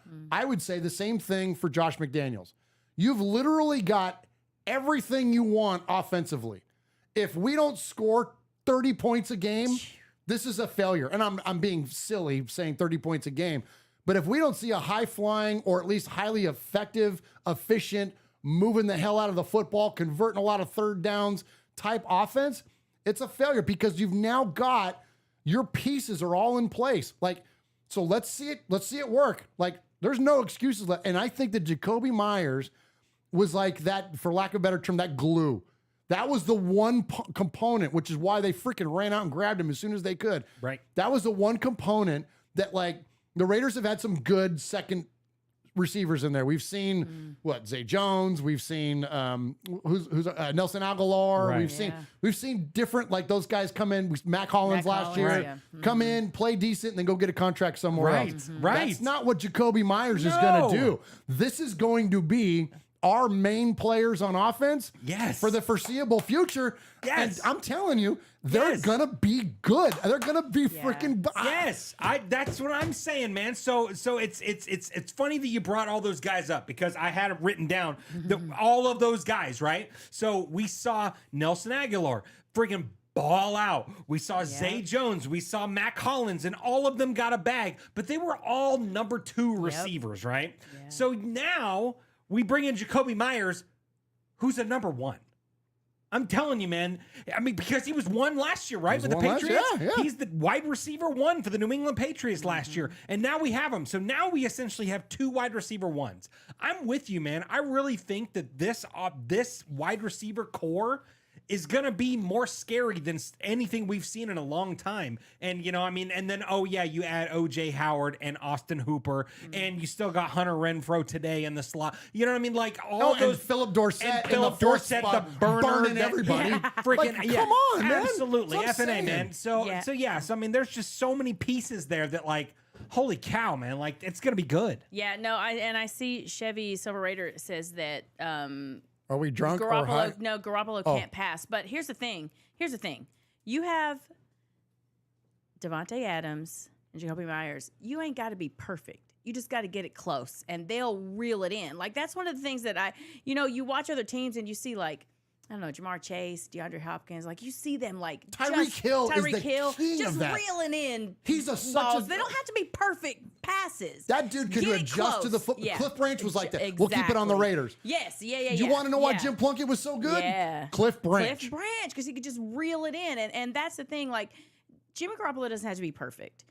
No quarterback has to be perfect. Matthew Stafford wasn't a perfect quarterback when he went to the Rams. Like, no, but Cooper Kupp was. Exactly. And so you have the right targets and the right system, and you know the system, and you know where someone's going to be, and you know what someone's supposed to be doing, and everybody knows their damn job. You don't have to be perfect. That was the problem, I think, with Derek Carr's. Like, he had to be perfect, and nobody's perfect. And so I feel like Jimmy Garoppolo doesn't have to be perfect. He may not be. I really don't know a whole lot about Jimmy Garoppolo, except he's really cute. That's it. That's all I know. What else do you need to know? So what else do you need to know? But because I never had to know anything about him because he was not a Raider. Now he's a Raider, so I know a little more about him. I don't know how accurate his passes are. All I know is he's a good quarterback. Well, Jay Morrison there says, our good buddy Jay, I haven't heard from him in a while. Good to see you, brother. More accurate than Carr. And and that's the thing about Jimmy. He doesn't have a monster arm, but he's still got an NFL arm, and he's accurate. He's got timing. That's what this whole thing is predicated. You don't have to be perfect. Get it close to them, and they'll reel that bitch in. Like, that's it. Yep, plain and simple. Well, and you look and they were playing it today on NFL Network. They were playing a lot of Jimmy, highlights and things. When was it today? No, I'm sorry. It was when I was doing show prep. I was doing show prep because I've got some audio on Jimmy coming up, and there's a lot of highlights of his year last year with the Niners before he got hurt. Those of you that are saying like, "Oh, he's not that great," and throwing about, ask George Kittle. Ask George Kittle how good Jimmy Garoppolo is, because every freaking highlight I see, or ask Brandon Ayuk if Jimmy Garoppolo is any good. He's throwing dimes to these guys in the back of the end zone. Right. High point in places where they can high point the football, where they can box people out. Like, Jimmy Garoppolo is a pretty good quarterback. The knock against him, and I'll give you this to any of you haters, we don't know if he's going to stay healthy. That's the thing. That's the knock. That's really the only knock. That's the $1 million question. It's not ability. Ability is fine. Yeah. The buy-in is fine. Like the demeanor, the leadership, all that stuff is there. It's the health. That's the thing that is, you know what I mean? Stay healthy. That's it. Just stay damn healthy, and hopefully, and we got to protect him. Yeah. So he can stay healthy. You know what I mean? Right. Exactly. Well, and kind of like what we talked about the quarterback position and stuff like that. It's about buying in, knowing the system, knowing where your guys are going to be. So Jimmy's going to know where, where his guys are going to be because he's familiar with the system. Now you bring in a guy like Jakobi Meyers, who knows where to be for his Right. quarterback in that system. So you're bringing in more pieces. And I think we talked about it on a previous show. Like, people look at that as such a negative of like, oh, why is Josh and Dave just bringing in these guys that they know? Like, hello? Like, isn't that a good thing? It's the Like, what? stupidest Like, what? question. Like, yeah, of course you're going to bring in your buddies. You know, you're going to bring in your people that know what to do. And you've seen proven success out of those people. So, like, come on, man. Like, like bring in those folks that know where they need to be. You take over a business. Yes. You are not going to just stick with the people that are there. You're going to bring in the people you trust that know how you do things. And they're going to, even if they're not there for long, they're going to help everyone in the building figure out how to do what it is that you do. Like Absolutely. that. Who is not going to do that? Absolutely. That argument drives me insane. Yeah, you're because gonna- it's so stupid. Absolutely, couldn't agree with you more. You're going to surround yourself with the people that led to your Yes. success in the past, like, and you're Yeah. going to try to replicate it. And I don't know why that's a How criticism. else do you do it? How else would you do You that? have to take your know what prior I'm saying? experience, Like, and if you could take the prior people that you've done it with, then why Yes, not? I mean, yeah, that's, yeah. I love Wyo in there. Says Wyoming Raider, Jimmy has to be relatively accurate under pressure. If he can do that, we got something. Carr was accurate as hell at QB camps and his T-shirt, but not under pressure. Yes. That I think that's where this is kind of going. Is that, you know, the criticism that we heard of Derek was the lack of buy-in, the decision making at the line of scrimmage, and then ultimately what happened when things got a little muddy, or they weren't even muddy, and he just anticipated them being muddy and did some goofy shit. Yeah, you can be at the Pro Bowl accurate. Like you can do that. Yes. But accuracy when you got all 300-pound these dudes big-ass men falling coming at your you, it's feet. a little different story. Yeah, absolutely. Yeah. Absolutely. Yep. So anyway, so that's a great point there by Wyo. All right, so it is draft season, of course. So we better check in with Josh McDaniels and check in what he has to say about drafting. And check this out, guys. For those of you speculating what the Raiders are going to do at 7, might just be the best player available. What we've tried to do is put ourselves in a position so we can actually draft the best player that we feel like is available at the time. And we're open to anything, you know what I mean? And that's nothing new, but if that happened to be a quarterback, then it's a quarterback. If it happened to be a defensive lineman, it's a defensive lineman. If it happened to be a tight end, it's a tight end, you know what I mean? So, you know, whatever player, we're doing our work on everybody, trying to do our due diligence on every spot in the draft. And we know we pick high in every round, basically, and so it's an opportunity that you hope you don't have a whole lot of, but we're going to try to take full advantage of if we can this year. All right, guys. So you know what I have to say to Josh McDaniels? What's that? I don't believe you. Blowing smoke. Thank you, Michelle. And I'm going to throw it to you on this. I 100% believe that pre-draft, they are playing poker. Oh, yeah. And Josh McDaniels, I think, knows damn well what he wants to do at number 7. And maybe not in terms of exact player, but in terms of position, or at least grouping, whether that be as big of a grouping as defense or grouping as defensive line or whatever. So when he says that they're just, we're open to everybody. I don't believe you. Because you're freaking trying to be open for business is what you're trying to do. Don't you think? Yeah, no, that's the answer that you give. That's like just the quintessential, we're just going to take whoever is the best player on the board. No, they are in there. They have discussed this. They have talked about every scenario that comes up. They've talked about if this person goes, if this person goes, if this person's here, if we can trade up. They've got 12 picks. Like, I don't think they'll take all 12 picks. Like, I really think they're going to use those to like move up or move back or whatever the hell. But no, there's no way. Now, unless it's a really incredible defensive player, then take them. Unless it's a quarterback that's still there, and then they're going to take him. You know, so yeah, no, I think that's just smoke. Yeah, absolutely. And they might be open to the idea that, like, okay, there's 2 positions that we might want to fill. So if somebody does something goofy, like Jeff and I were talking about pre-show today about like the Texans maybe not taking a quarterback. Oh, yeah. And maybe they trade out of that. Or maybe because the NFL Network today was talking about the Texans drafting Levis at 12. Oh, yeah. So maybe they take somebody defensively, and then like then all of a sudden, where's CJ Stroud going to end up? And then the things change. So I'm not saying that they're not open to being flexible, but that whole idea that we don't know who we're going to take. We're just going to take whoever's there. I don't believe you. I don't believe you. Yeah, 100%. Well, that mindset, that's like Uncle Mosh at a buffet, right? So he's like, I don't know. I'll just see when I get up there, right? You know.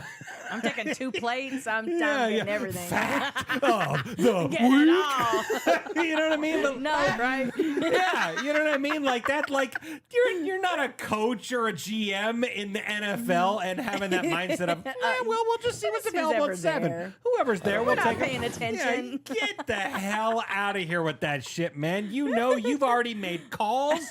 You probably know the first 6 picks that are coming off the board today. That ain't true. I think it's true. I think it's true. I think the Raiders know exactly who pick 1 through 6 are gonna be. They do. And they'll see what happens. And they've already made calls and said, okay, who you got? And then if the Raiders trade up, trade back, whatever it is, they know. They're not just gonna go up there and be like, let's see, let's graze, let's pick and choose. Graze. Nah, bruh. Like, no, they know what they want. Take the meat. Yeah. What did you say, Michelle? Oh. Take the meat. Pour on the power. Yes. Yes. Beef, get strength. Come on, sing it. It's true. In a balanced diet, it's one of the best sources of protein, iron, and B vitamins going for a whole new pride in strength. Pride. It's pride. It gives you pride. Come on. From inside. It puts pride in your body. Pride in you. It puts literally pride. puts pride it in your puts body. pride in your body. Yeah, all up in your body. Not like beef. Put pride in your body. Oh my gosh! Will you put some pride in a break, please? Yeah. Thank you.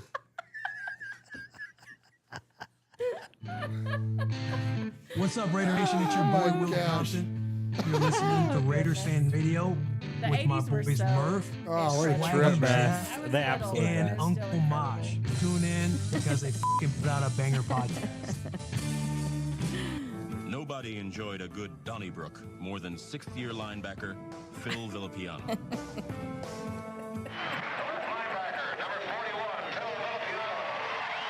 This is Phil Villapiano, and you're listening to Raiders Fan Radio.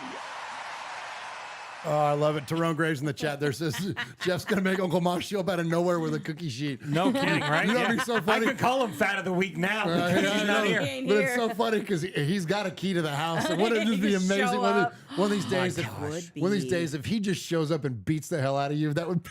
And then leaves. And then just Doesn't leaves. say, Doesn't even say he doesn't anything. say shit into the mic. He doesn't acknowledge anybody. He just comes in, just stomps a mud hole, and then leaves and locks the door behind him. Doesn't even wave nothing. Says That'd no be the words. best. That would be incredible. Holy so funny. cow, man! Hey, so if you says my wife loves my pride. hey. We know. All right. Oh my gosh! Hey, so if you tuned in late, we are She says that I do, babe. Hey. We know, guys. Oh, nice. Hey. So. Yeah, we've seen you guys interact. That's true. We know. You love In the the damn chat pride, and Ebony. Easy with that shit. She loved the damn pride. You love that damn pride, bro. We all seen that shit in the fan cave. Yeah, we did. And we love you for that. We love you for We that. love you for we that. should Yeah. all be so blessed to be that in love for that long. Yes. Yeah. Amen. I wish I loved anything in my life as much as Ebony loves Tyrone's pride.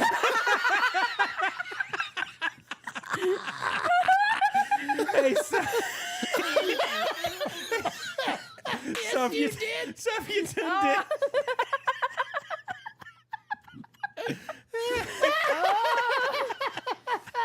Oh my Y'all gosh. are the best. Hey, So if you tuned in late, where the hell were you? So we're raffling off this bad boy tonight. So a signed Fred Biletnikoff jersey. Hell of a segue there, Swagger. Absolutely. So every $10 donation gets you one poker chip into the running to win that signed Fred Biletnikoff jersey. All the proceeds going to the Biletnikoff Foundation. We're at $300 tonight. I'll go ahead and say that. Fantastic. Yeah, solid right there. Yeah, thanks to a couple of donations from John Ogle and Tyrone Graves. So get in the mix, man. Every $10 donation gets you into the running for that. All right, we appreciate you all very, very much. All right, so one of my favorite things that the Raiders do, y'all are out of control. This is too funny. It's the White Claw. I blame that. One of the things that Raiders do on Ebony donated $10 and said, that deserves a donation, Swag. Well, yeah. Keep those donations coming in. I'll keep playing the song. Man, right? Oh, my gosh. We appreciate We'll keep you. making pride jokes. You just keep it coming. That's right. Oh, my gosh. The Graveses are the damn best, by the way. They really are. They real. We had so much fun. So we had a little get-together here in the fan cave when everybody came into town for the Raiders-Titans game. And we had a little RFR after dark party. It was, we had so much damn fun. Michelle, that was the first time that you hosted the show. Yeah. And it was so fun. And at one point, Jeff and I were standing back over there by the bar watching you do Raiders fan radio without us. It was amazing. It was you and Tyrone was in there. Miss Ebony was in there. Ramon was in, Lamont was even switching in. Was Tida here? I felt Tida was here. Yep. It was so fun watching Raiders fan radio get done without me and Swaggo. We had an absolute blast with it. So looking forward to the next time when we all get back together again for sure. In fact, one of the pictures of all of us together is on the new intro. But all right, so the Raiders, man, one of the things I've always loved about the Raiders is that going back to like the early days of websites and the internet, and the Raiders really embraced Raiders.com and the content. They were the first teams to have a website where they would have updated rosters, they would have bios, they would have all that kind of stuff. They even used to post MP3s of John Gruden's press conferences. And I used to sit in my old fan cave way back in the day, like 2 houses ago, like back when John Gruden was the coach of the team the first time. Yeah. And freaking download on MP3 like LimeWire style the MP3s of the the press conference and listen to John Gruden's press conference after each game or before or whatever during the week or whatever, all that stuff. It was great. So the Raiders have really done an amazing job with their online and digital content from day one. They were one of the very innovative, I'll say, about that. And in true Raider fashion, right? Absolutely. Been doing that since the beginning. Absolutely. And so now they have this series, and it's been out for a few years now, but it's Behind the Shield. And basically it's like little mini Hard Knocks episodes. It's great. It gives you just a nice little insight into what's going on with the Raiders. They're about 15 minutes long usually, and there's just these really cool narrated, well shot, cinematic kind of videos. So if you've not seen them, go check them out. And I've got some quotes here. And so of course I watched the whole thing, but I pulled a couple of things out of it that I thought were really interesting. It kind of gave us some interesting insight into what's going on with the Raiders as we head into 2023. And the first one I've got for you is Josh McDaniels and Dave Ziegler on evaluating and building the team for 2023 versus what we had in 2022. And the two clips I'm getting ready to share with you, this one first and even the next one, really pay attention to the language. I'm kind of a junkie for body language, word choice, things like that. I mean, sure, we can get in here and get in the fan cave and just start, hooting and hollering and doing crazy things. And I know people blurt things out at times and they're not, but you can really tell, you can get a reveal and you can really read tea leaves and get an insight into what people's word choice is. And again, their body language. So listen to a lot of the language going on here between Josh McDaniels and Dave Ziegler. Home of the Colts, and we are awfully excited to be here in the 317, the crossroads of America, for the NFL Scouting Combine. What we need is a group of young players to become the core of this team going forward. So we're going to do everything we can do to evaluate every player at that position, but the goal eventually is to try to have a young player here that's going to be a Raider for a long time. Your first year you're kind of always in the first time phase. And last year, at this time, we were so busy trying to hire our staff and put everything together that we really hadn't had an opportunity to evaluate and dig into our own team or get ahead on the next waves of acquisition phases of the off season with the draft, the combine, free agency, and so we were really behind. We're coming into this segment of the offseason with a lot more clarity of what the Raiders need to do in the offseason, where our strengths are and where our weaknesses are. We know a lot more about our players in general. With this new coaching staff and this system, so we have a lot more clarity in that regard too, of like just talking the same language, what the value of the players, and whether it be free agency, the draft. We're not talking two different languages this year, we're talking the same language. Our scouts are curious, and I think that's a really good trait to have. They're curious about what they don't know. They're curious about learning more. And I think having that kind of growth mindset with the scouts that we have on staff is going to be a really important part of us continuing to evolve and grow as a scouting department. This is the beginning. It's not the end of the evaluation by any means, but they have an opportunity to make an impression on us. We have an opportunity to make an impression on them.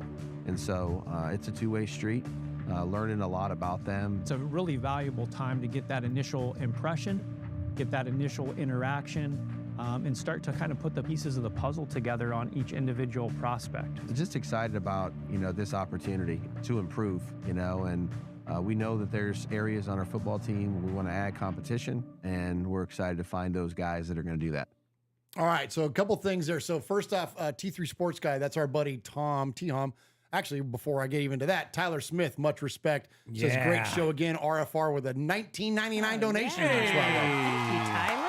Appreciate that very much, and that gets you 2 poker chips into the running to win that Fred Biletnikoff jersey autographed. We appreciate you very, very much. Our buddy T-Hom says, I believe the original online host was Jeanette McDonald. That is correct. Oh, wow. And if you really want to get a good trivia question, so Jeanette McDonald, she was also the captain of the cheerleaders. She ran the Raiderettes. Oh, no kidding. And so I'm sure Michelle Murphy, sister of our buddy QB Jeff, Probably knows her well. Probably knows her well, and because she was Raiderette of the year in 2014, I believe.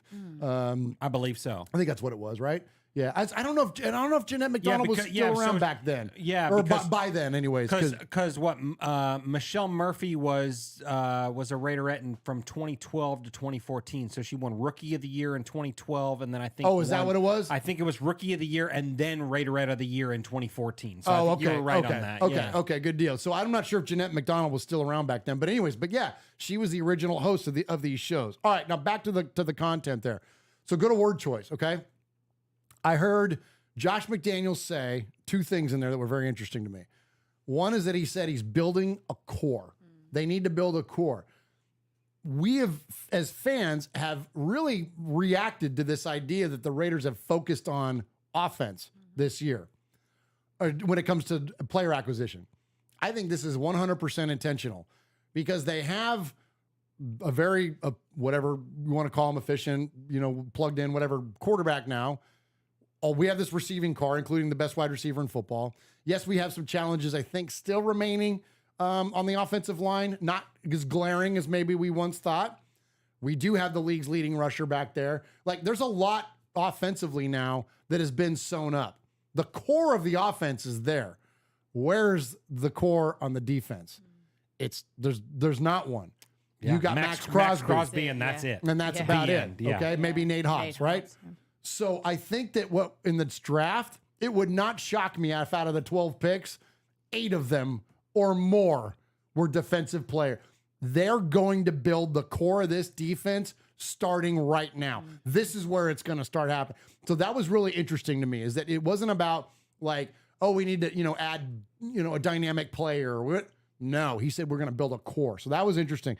The other thing too, Josh McDaniels has been criticized a lot for, maybe not connecting with the players, which I think is bullshit. I don't think there's any truth to that, especially when you see the locker room and when you hear some of the comments from players and whatnot. So I don't think there's very much truth to that. But well, I mean, he was at Max Crosby's wedding. Yeah. There you go. Hello, plain and simple. There you go. So I think that's a bullshitty fan opinion that he doesn't connect with the players.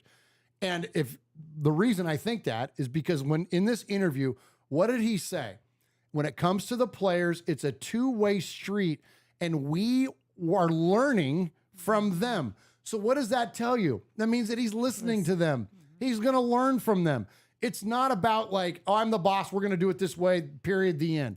It's a two-way street. It's open communication, which is one of the most critical things to success in any relationship in the world. Right. So I think that like that was, to me, there was a lot going on in that. And that's not even talking about the Dave stuff in there. But what'd you think about that, Michelle? Just some of those comments from Josh McDaniels. Yeah, it sounds like, you know how, okay, this is ridiculous, but you know that Claritin commercial where you kind of see through the hazy and then they peel it off and it's like Oh, clearer. sure. Yeah. So like that's what I think about that first year is like, because they could only have assessed from the outside coming in.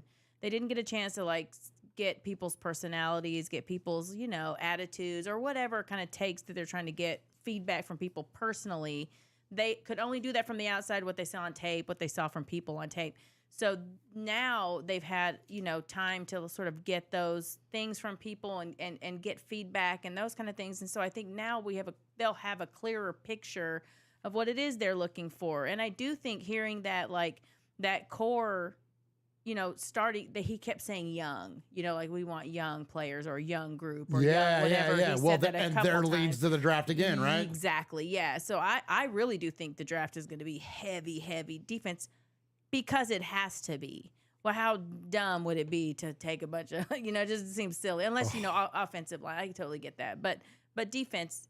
I think there's going to be an offensive tackle in there I think somewhere. so, There's got to be. Yeah. Yeah. But defense maybe not has round been a one ridiculous hole for years. You know, Yeah. so it's like, so, and I think they Since can Stuart see that. Schweigert was on the team. Oh, right? You know? Yeah. There yeah, you go. Literally, Yeah. So I think, hearing that. So I think this year they have a clearer picture of what it is they're trying to build, who fit and who didn't. And I think they were able to like get rid of or shed off the people that maybe weren't fitting into that, what they're trying to create. And I think we will get a better, clearer picture.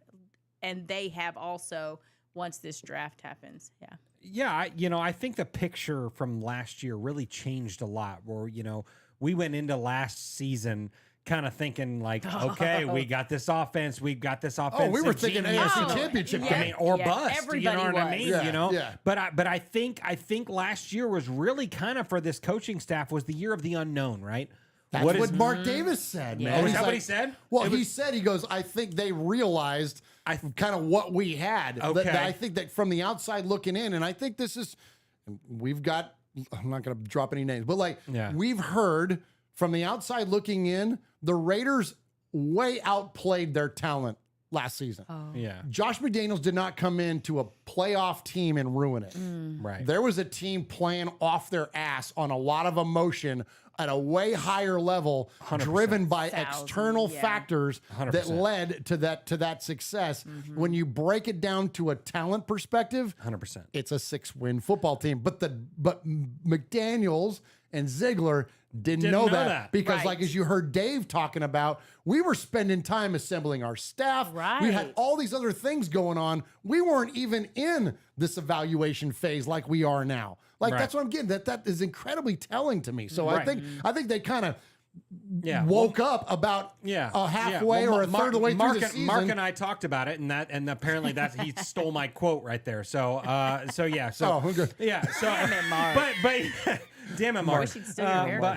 I wish you steal my haircut. Is that what he said? That's what I said. But or you at know, least your hat. Or at least or my shirt. Yeah. He needs to Send steal my him damn one. shirt. Needs that shirt. Needs the Send damn him a shirt. shirt. But I think this offense, I think the core group of folks like Renfro and stuff like that, the big rub was like, oh, well, he can't do this. Well, McDaniels just kind of did what he could. You know, he didn't, I don't think, unleash his full playbook. He was still learning and building trust within all these people. Somebody was not executing his playbook. And someone was not executing his playbook the way that it should have been executed, but then acting like the freaking victim. But you know, but like, so I think you're gonna see a different version of Hunter. I think we're gonna see Hunter Renfrow of old. I think we're gonna see 2021 Hunter Renfrow this next year. As long as he's on the team, I think we're going to see that kind of like, okay, everyone's comfortable now. We're all familiar with each other. We all love each other, all that kind of stuff. We're going to see that. So I think that, and then I think also the other thing that I kind of took away from what he just said right there and building the draft and stuff like that, I go to Twitter and I think of all these people on Twitter that talk about, you know, it's terrible. Mayock was a better GM and stuff like that. Well, let's not forget that Mayock drafted Cleve Farrell and Alex Leatherwood and Damon Arnett and all this kind of stuff in the first round. So, like, give these guys a chance to. I'm gonna push back on that. Okay, well, you can push back in a second, but I'm saying, hold on, Taylor. Hold on, Taylor. You win. Kanye Jeff, you just took my agency. Is that what the kids say? I learned that yeah. Is that what the kids say? I think that's what they say. What kids are saying that? The kids on Twitter. Vinny saying that shit. I can't even see Vinny saying. Vinny saying that shit. And by the way, does Tristan or Vinny call this the bonus room anymore? I think you have, or as my kids call the bonus room. I don't think your kids are calling this shit the bonus room anymore. This is the fan cave. The kids are 6 months Jeff's away from being full blown adults. Jeff's unloading the clip. Yeah, no kidding, man. But Shut up, I'm Jeff. saying, I go back to what we said and what we've kind of been saying the last several months is hold up, let them cook. Let's see what let's see what they're gonna do before we start shitting on them. You know what I mean? Like, because we'll shit on them if they if they shit the bed at pick 7 or even at pick 38. Like, we're gonna be like, bro, we will like, shit on them for sure. You know, and like, that's the what thing, are like, y'all doing? And that's the thing. Like, I get when I do get pushback on Twitter. I don't even remember what I was going to push back on you, but I'm going to Or talk in the about fan cave, you get even if you get pushback in the fan cave, you get pushback there. Right? I'll push back on your pushback. But like, I get like the people that say, because it was about like the being a suck up for Josh McDaniels. Well, and Dave and he Ziegler. said you said because I said people said damn, well, who was our Mayock's a guy? better Mayock. GM, Yeah, and then you got guys like Farrell, and you got guys like that. Okay. But I know what you're going to push back What on am I and gonna say. say? Well, it was John Gruden that did those. Yeah. You know, and That so, wasn't Mayock. That was wasn't all Mayock. Gruden. That was all Gruden. But at the end of the day, Mayock. I mean, because he we know he was the boss. Who was the one player out of that besides Max Crosby which was a Mayock pick? Who was the one first round player out of all the failures that we know Mike Mayock actually put together a freaking whole highlight reel and had a pitch to sell John Gruden on the idea of taking him was Josh Jacobs. Absolutely. The one player that freaking worked out. So Mayock, I think, got a little bit of a bad rap. I get why he's not there because it was a package deal for Josh and Ziegler. But what was the other thing I was going to push back on you about? Damn it, and I forgot that one. That's what happens after you turn 50. It all goes to shit. Oh my gosh. Yeah. Anyways, all right, let's just move on because I've got another one here on. Wow, here we go. Speaking of word choice, okay, this one. I'm not going to tell you what to think, Raider Nation. It never would. No, and your fandom is your fandom, and your takes are your takes, and they're all right. Just like we talk about all the time, your opinions are unique to you, and we all got them. Okay. Yes. And they all stink like shit. Yes. All right. Yeah. Just like the other one that all of us have. Just like the other one that all of us have. All right. Not your pride. It's opposite of your pride. If that's but really close, if that's stanky, we got a problem. We have a big problem. They're We got a big problem. They're neighbors. Yeah, your pride's neighbor. Same HOA. They're in the neighbor. I'm gonna start calling it that. There's a cul-de-sac in between, but Tank court.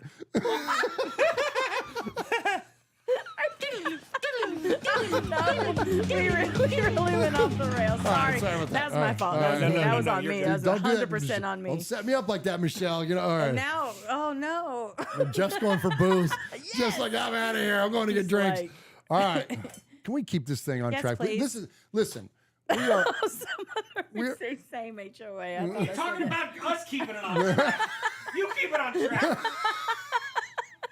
Listen, we are highly connected and influential members of Raiders fan media around here. Okay, look at. Thank you, Jeff. Oh my gosh! All right, let's keep it professional, Okay, guys. All right, come on. Let's keep it professional. Yeah. Okay. All right. So, but okay. All right. Hold on. Let's hit a little break here. All right. Riveting radio. Yeah. Well, of course it is. All right. Just take it all down. So stupid. Yeah. Okay. All right. Breathe. I'm breathing. All right. Here we go. So, speaking of word choice, and speaking of all the, which we could really read into a lot of that with us tonight. Oh my gosh. Jeez.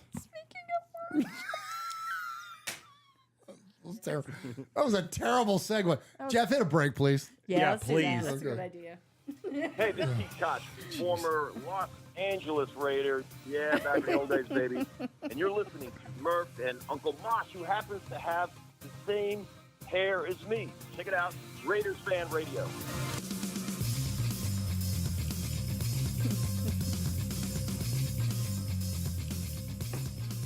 All right. So what I was saying is that, like, I'm not going to tell you how to fan your fandom, and I'm not going to tell you how to think about different players, past or what happened now? Oh, No, Schmucky made a donation.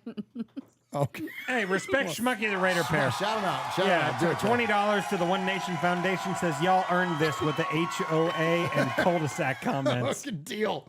There you Deal. go. And that's Awesome. the thing. Well, Listen, that makes hey, it worth it. Then. That Absolutely. makes it If, worth it. if we can inspire donations to a charity based on our filthy Ridiculousness? brains and Yes, ridiculousness, sorry. then yeah, absolutely. I'm a child of the 80s. I can't help it. All right. So going into this, take our former quarterback and use him as a reference point based on some of these comments that come out of Dave Ziegler and Josh McDaniels. And listen, again, I'm not telling you that this is exactly what they're saying, but if you can read through the tea leaves a little bit, or do as Michelle said, if you can pull the Claritin up and get the clear vision on what they're saying, there's a lot to be said here. And I can just say this too. I think this is confirmation, Jeff, in some of the comments that we heard about said player. Okay. From people that were close to the source. The Raiders doing at quarterback, they let go of the franchise guy, 9 years with the team. There is no, we're letting go of him because we have him. To me, the Las Vegas Raiders, a veteran team up and down the roster with a coach in Josh McDaniels that is now going into year 2 with a lot of people wondering, what is the plan? I find the Raiders fascinating in year 2 for McDaniels and Ziegler. I want to see what they do. The quarterback position, I think more than any other position on the field, there's a very large neck up component to being successful at that position. And so it's just different because the amount of responsibility and the amount of neck up intangibles that you have to have for that position make it different. You're going to have to handle adversity. So toughness is going to be a prerequisite. Very difficult to go through the National Football League season and not deal with some things, whether they be physically, mentally, emotionally. There's going to be swings during the course of the season that the quarterback has to handle. And we know he gets the credit when we win. We also know he gets the blame when we lose. And so being able to be mentally tough, physically tough is really important for us. And he's going to have to be able to grow, and show the aptitude that he can learn, think, and continue to improve, because no matter who it is, veteran, young player, this position is ever evolving. You're going to need to be able to acclimate into a new system, into a new place with new teammates, new coaches. There is a new show coming to Vegas. Jimmy Garoppolo, quarterback, Las Vegas Raiders.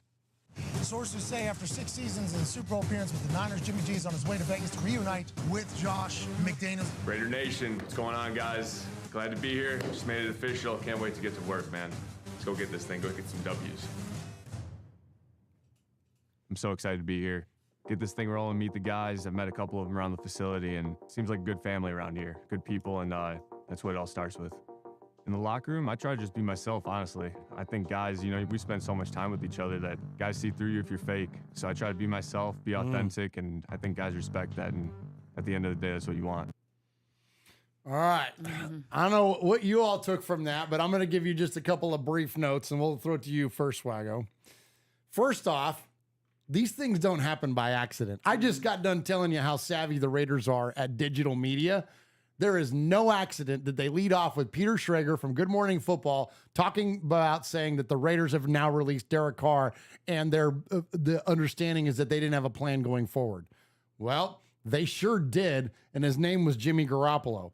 And the reason that they chose to move forward, from what the comments I heard, the words that jumped out at me from Josh McDaniels were, you have to be able to handle adversity. You have to be able to grow. Dave Ziegler says there's a neck up component to this. Don't you think if the last guy had those traits, they wouldn't have moved on from him? So there's a lot to be taken from there. And the last part of it I'll say is this. What I got from Jimmy G when he comes and sits in, he says, I've gotten to know some of the people around here already, and it's like family. Look, this guy's a paisan. He knows the importance of family. You don't have to be a paisan, know the importance of family, but like, you know what I'm saying, right? But like that was big. And then the last part is he said that guys can read if you're fake and if you're not authentic. Like talk about word choice, man. Yes. That to me was huge. Jeff, talk about it. Yeah, well, I mean, there's really nothing else for me and Michelle to talk about. I mean, because Sorry? you just it's okay. It's I didn't mean to hog the space, no, it's okay because you said it all. Really, I mean, it was like it really told the whole story, right? So they told about, like you said, Derek's gone. Everyone's like, oh, well, what are we gonna do? What are we gonna do? They don't have a plan. Well, yeah, they do, and they highlight all these things that were questionable about Derek Carr and some of the private conversations that we've had with former players and stuff like that. Like, I mean, they kind of bring up some points that maybe Derek wasn't who he said he was, so maybe that fakeness kind of comes around a little bit. And that's kind of what I read into it a little bit. And, those ride or die Carr folks, good for them. I hope they enjoyed cheering for the Florida Lees and all that kind of stuff. But, I'm here for the Raiders, man. And, I like that Jimmy G is seems like an authentic, real guy, down to earth, doesn't have a problem swearing in press conferences, stuff like that. He's a real dude. And, instead of a guy that might kind of just be he's a martyr, a victim, or, whatever, kind of makes it seem like maybe, he was the guy to blame. He was the scapegoat and all that stuff. And maybe that wasn't the case. Yeah, the words that stuck out to me, I think I heard mental toughness or some sort of something Absolute about toughness. Yeah. Emotional, not just physical, mental, like the toll that takes and your ability to like rebound from things that happen in games. Like I really do think, and I won't say that, like I feel like Derek Carr maybe seemed so good that he was unapproachable, like that he didn't feel like one of the guys because he was so, I mean, and I'm not saying like you can't be godly and still be like one of the guys, but there sometimes does feel like there's a separation between I can't be myself because he's such a good guy. He's so godly. He always has the right verse for something. Like I feel like I can't be myself. I don't know. It just That's feels an like interesting that could point, be Michelle. like Absolutely. A line that like maybe guys don't want to be themselves. I don't know. Like that's just my perspective looking in. He just seem No, that's like, good insight. I think that's a good analysis of it, Michelle. I think so. I think so too. And when you talk about guys, on the team and stuff like that are bought in, and all they hear every press conference is, "I'm gonna put that on me. I'm gonna put that on me." You know what I mean? Like, sometimes people are like, "Okay, come on, man. They're just like us." Yeah. We're in the fact of like, okay. Yeah, we heard that shit. We heard that shit last week. Yeah. Like, you know what I mean? Well, like last 9 weeks. But like, Well, let's not turn this into pick on Derek out. I don't want to do that. But I mean, but it is what it is. You know what I mean? And so, I just think that so you see other guys. You saw other people get frustrated during the course of the year. You know what I mean? Yeah, like, I mean, you see Josh Jacobs be very vocal during the course of the year of being frustrated with certain players and these guys did this or these guys did that and stuff like that. So maybe that was it. So to swing it all the way back around, I think it was very calculated. The way that they posted that, the way that they talked about it, and the way that the way they presented it in that order. And so I'm very, very, very optimistic of the way that the team is going. Yeah, it also kind of felt a little like previous regimes never held him accountable for what he wasn't doing, and this regime did. And I think he got a lot of passes for. I don't understand why. And it may be because he was such a good guy. He got a lot of passes from previous regimes where even though he wasn't doing 100% what he could be doing. So I don't know. I just feel like this is a nice clean slate, and we can now go forward and see what happens next. And again, and so now they've got their guy. They've got their there guy. you So go. now they're out of excuses. No excuses, and, right. and so guess what? Wyo says something in the chat that I thought was really good, and a couple people applauded him for it. Sometimes people question his authenticity. Yeah, and I think the authenticity. I think that's a good word to use right there. That's understand that. Absolutely. Absolutely. agree. All right, let's I'll tell you what. So we've got that Austin Hooper thing. We'll save that for next time. Swaggo, go ahead and hit us a break, and then let's talk a little bit about the Raiders draft history.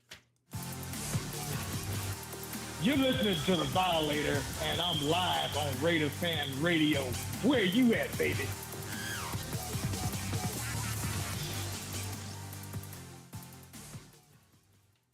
All right, we appreciate you, everybody that is in the chat room tonight. Who do we got in there? We got Big Time Willie is in there. Wyoming Raider is in there. A lion doesn't have to tell you he's a lion. Just saying.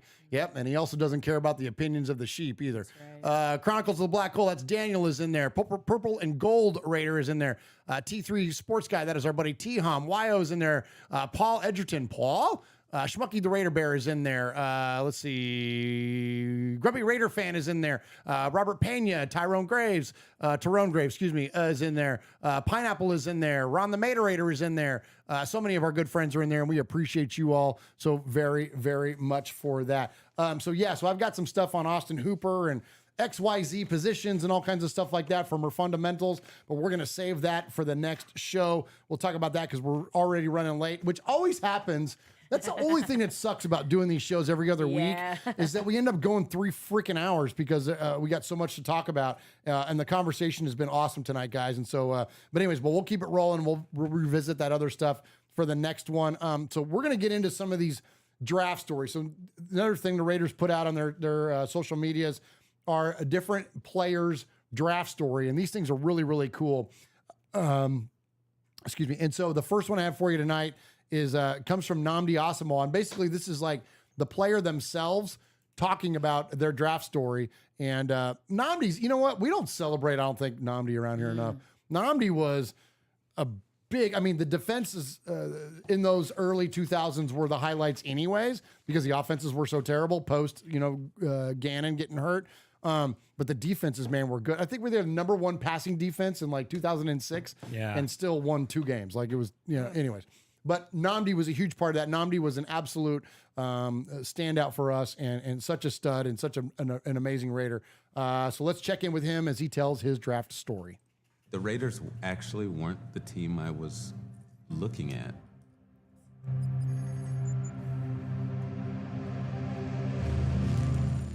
First round came around, I'm with my siblings and we're in the dorm, not expecting anything. I think it was right after the 30th pick, and I get a call from Al Davis saying, how would you like to be a part of the Raiders? And I'm like, wait, what?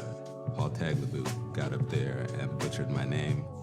First selection in the 2003 NFL Draft, the Oakland Raiders select Asomugha Nnamdi, cornerback, California. Awful. He tried to say my name.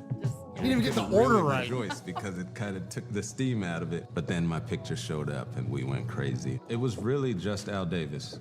He said, I think I can develop that guy into an NFL corner. I'm so grateful that it turned out the way it turned out.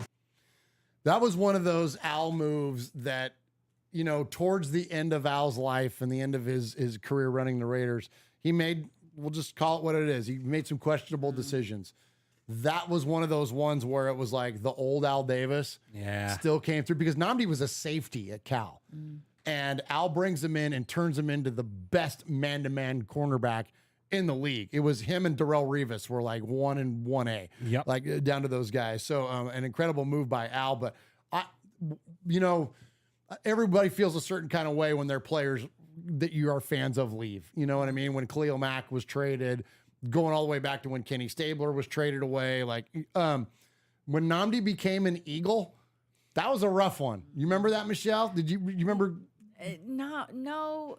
I do remember it, but I don't remember like being. I mean, I was bummed, but I don't remember being like. I don't know. I just. Well, the teams were terrible. Yeah. But he was like to me. He's a star. Yeah, that was what got me. Was I was like, this is the best thing we have going. Like, why would you freaking let that guy go? But I mean, I was like, and I'll never forget his words, Jeff. He said, "Why would I pay one player when I can pay 5 other players to come in and fill their positions?" And he was making a business decision, and Al Davis made many brilliant ones, but letting Nnamdi go, like that one kind of sucked. As much as I want to celebrate him drafting Nnamdi and turning him into such a great corner, it kind of sucked when he decided to let him go because he went to Philly, and that was the whole dream team in Philly. Yeah. Remember that? It was like Vince Young. It was Nnamdi. Who else was on that team? Somebody in the chat will remember. But they were calling themselves the Dream Team, and I think they didn't even make the playoffs. Probably not. Yeah, it was terrible. But anyways, all right. Next up, let's go to another classic Raider. This one was a Super Bowl winning Raider. This is going back to the glory days of the original Super Bowl winning Oakland Raiders. And let's listen to Mark Van Egen. Let's number 30 fullback tell his draft story. Right place, right time, right team. Went to Colgate, Hamilton, New York, majored in economics and played 3 years of varsity football there and enjoyed every moment of it. We were sitting in the bar and somebody told me that I had just got drafted. Sorry about that. And really? This came out of nowhere. It was just a thrill when I knew that I was the Oakland Raider fullback. Van Egen plowing for what appears to be a Raider first down. I was very lucky that I was drafted in the 3rd round. I thanked Mr. Davis. I said, "You'll see, you didn't waste your 3rd round pick." Sorry, I was typing there.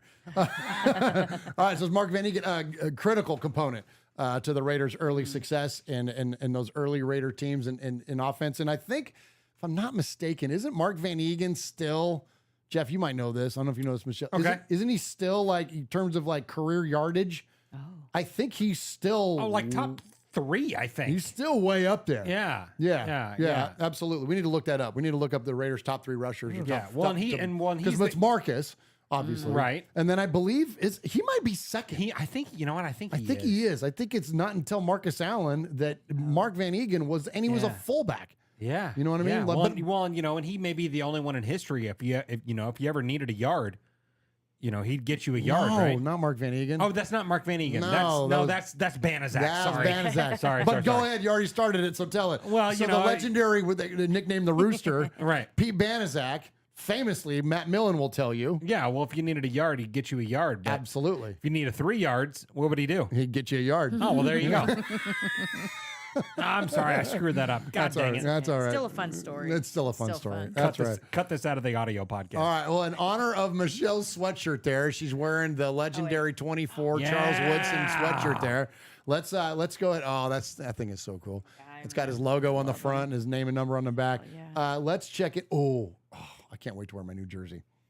Oh, Dude, yeah. Why you should have wore it today. Dude, you should have wore it today. I don't know, man. I feel like I want to save it for the fannies or something. That is if that's a one-time a year jersey, then I'm gonna lose a little more weight, and you're gonna give that shit to me. He's like, I'm borrowing it. I'm gonna forever borrow that. Today would have been a good day. I almost want to make you run today. Really? Okay. I won't. Well, I do have to go pee. But I've had to pee for like an hour. But yeah, so I got the new. It's not a new. Well, it's new to me. It's the Super Bowl patched Mitchell and Ness throwback jersey to number 24, of course, the great Charles Woodson, and the white with. Oh my gosh, it's beautiful. It's immediately become my favorite jersey. And my Mitchell and Ness Howie Long was my previous all-time favorite jersey. This one supplanted it real quick. Anyways, it's beautiful. So speaking of Charles Woodson, let's check in with the GOAT as he gets drafted. Now, we're not going to hear his draft story. We're going to hear him actually get drafted, and you're going to hear the likes of Mel Kiper give you their analysis on when old Chuck Woodson was drafted. With the 4th pick in the draft, the Oakland Raiders have selected defensive back, University of Michigan, Charles Woodson.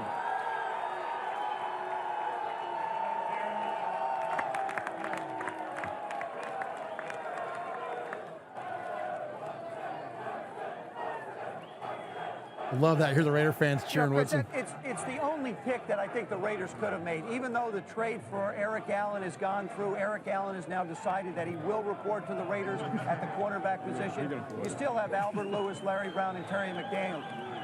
Larry Brown probably will be gone in a short period of time. Albert Lewis and Terry McDaniels have been there, I think, since the turn of the century. So, I mean, that's a position that was certainly a need position. Even though John Gruden, an offensive guru, comes in as head coach, you still stop people from scoring. That's the best way to win. I think it's a great addition. Oh, ranked 30th overall in defense, 30 in pass defense. I mean, I think we know what's happened. And again, they have collected yet another Heisman Trophy winner. Desmond Howard now plays for him. Bo Jackson did.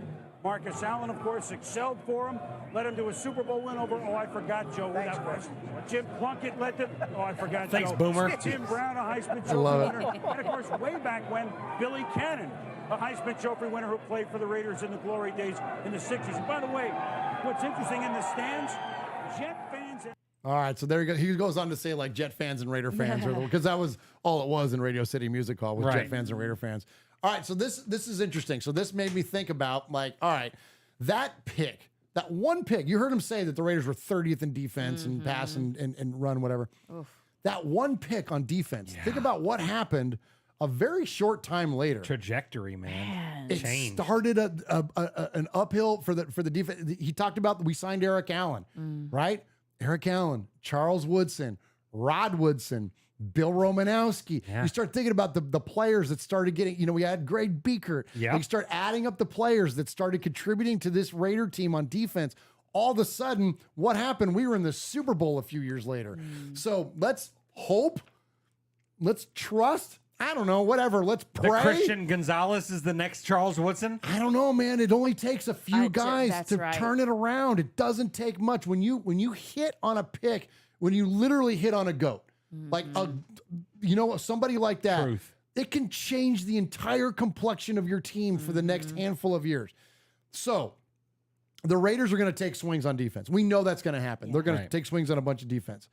Here's what's interesting. So the Raiders had 3 rookie defenders start 8 times, or start 8 or more games twice since the merger.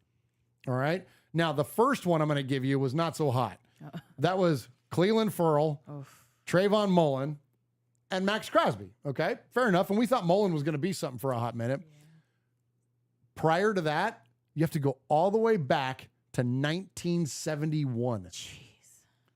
Jack Tatum, Phil Villapiano, and Horace Jones. Not bad, right? That's pretty good. Those are 2 guys that started in the Super Bowl there, and Horace Jones, who was no, whatchamacallit? Slouch. Thank you. Slouch, yeah. Thank you. So pretty good there. I would say that the next year this is going to happen, this year. I think we're going to have a defensive lineman in there. We're going to have a corner in there. We might have a safety in there. Probably a linebacker in there. Yeah. Like there are a lot of... boom, there you go. Toto, a late round guy out of Alabama, formerly University of Tennessee. Guy is a freaking stud. Go, Jeff. He's a freaking stud, man. Toho, man. Okay. Love it, man. Love it. Now I got to buy in. I know, right? I'm going to start watching film. Yeah. Aloha Corner could be back. And you can wear that shirt. The shirt, perfect. Oh, next time I get you one of those shirts, I'll put your face and his. Kissing. No, don't do that. Now, Keith. Now, Keith.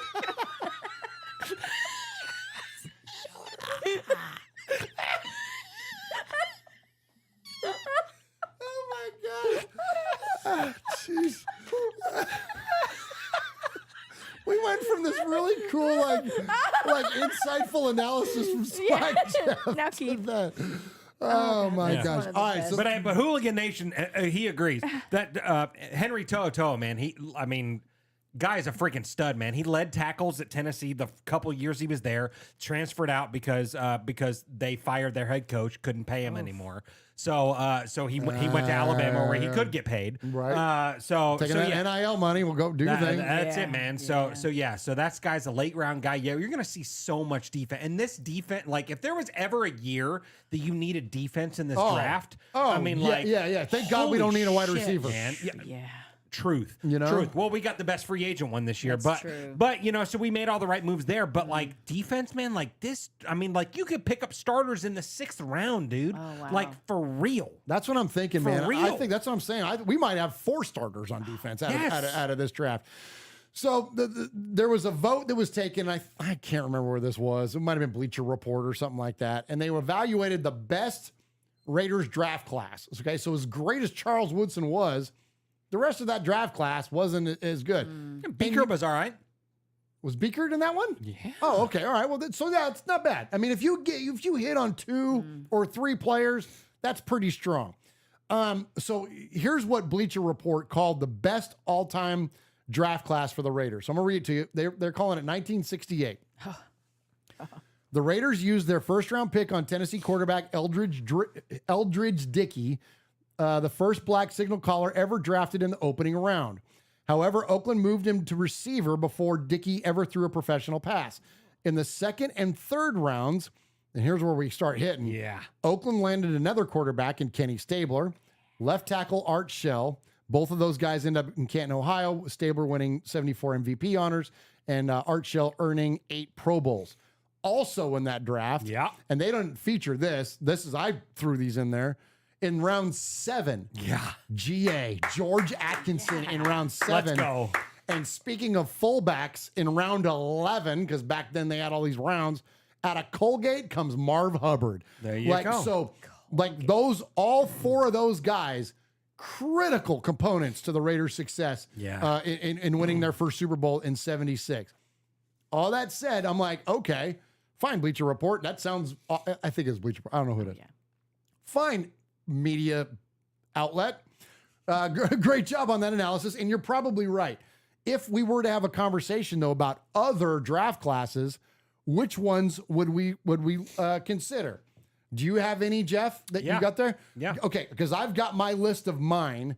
I want to hear what yours are. This is all-time best Raider draft classes that would be at least in consideration to compete with 1968. Who do you got? You want me to list them? Well, just give me a year. Give me a year. Which year? 71. 71. In the first round, you get Jack Tatum. Second round, you get Warren Kogel. But in the also in the second round, you get Villapiano. Right. And in 4, you get Clarence Davis. That's it. That's legit, dude. Is legit. that your other one to compete? Or you got more? Because that's a good one. Yeah, well, I have 72. 72, you get Mike Ciani at wide receiver in okay. round 1. Yeah. In round 2, you get big fella John Vella. Right. Longtime tackle for the Raiders. Right. But at 4, check this out, Michelle.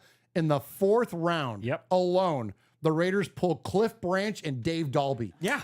I mean, come on. So good, man. Come on. And then in round 7, Dr. Death, Alonzo Skip Thomas in round 7. Absolutely. 72's legit, bro. It's legit, man. That's a good one. That's a good one. Absolutely. Do you have any of these, Michelle? No. Well, Okay. So I don't know draft classes, but who was drafted when Tim Brown or Howie Long were drafted? Because those are 2 of my favorites. But I don't know who they were drafted with. Those are thin drafts. Oh, those are thin drafts. Those are kind of like the Charles Woodson. Well, Like, and so I was looking at this before the show, right? So in '88, so when Tim Brown was drafted, we had 3 first-round picks that year. We had 3, and we had Tim Brown at like pick 6, I think, like that, and then 9, damn. we got another guy that like started 5 games for us or something like that, and then like at pick like 20 or something like that, we had another guy that played like 3 games So for the us or wheels something like fell that. off So real like early. Oh, Like, absolutely. the wheels fell off. yeah. Wheels fell off in the mid '80s for sure. For sure. I mean, I think the '74 draft class can't be denied because you got Ghost, you got Mark Van Egan in that draft and stuff like that. Well, and you got Henry Lawrence, our stalwart tackle in the first round, and Morris Bradshaw, the wide receiver in round 4. Totally. That's a good one. All right, you got any more? Well, so I kept it new. Okay. And you talked about it a little bit, but I could say that if these players continue to work out, I could say that 2019 could be one of the better drafts that the Raiders have had in a long time. All right, you better explain the hell out of that. Yeah. Well, because you got Josh Jacobs, right? Yeah. You got Josh Jacobs. So let's say Josh Jacobs works out, right? Yes. Plays with us for another however many years. Okay. could potentially pass Marcus Allen. If he stays around long enough. Yeah. Stays around long enough. You got Max Crosby. No explanation needed. Right. No explanation needed. By 2030, he will be our all-time sack leader. That's right. At 108. Oh, man. Then you got Hunter Renfrow, who could still be that guy. You know what I mean? So there's a lot of potential to that. There's a lot of potential to that. I mean, I hate that Foster Moreau left and now he's dealing with what he's dealing with, and thoughts and prayers to him. Right. Yeah. But I mean, he was no slouch either and stuff like that. So, you know, I mean, you got guys. It's a lot of that, ifs. There's a lot of ifs. It's a lot of ifs. There's there. a You lot know of what my dad would say? Ifs and buts If or my Aunt candy and Tilly nuts. had balls, Oh. she'd be my Uncle Ike. That is I don't you're know. absolutely right about. You're absolutely right about that. You're absolutely right. She sure would be.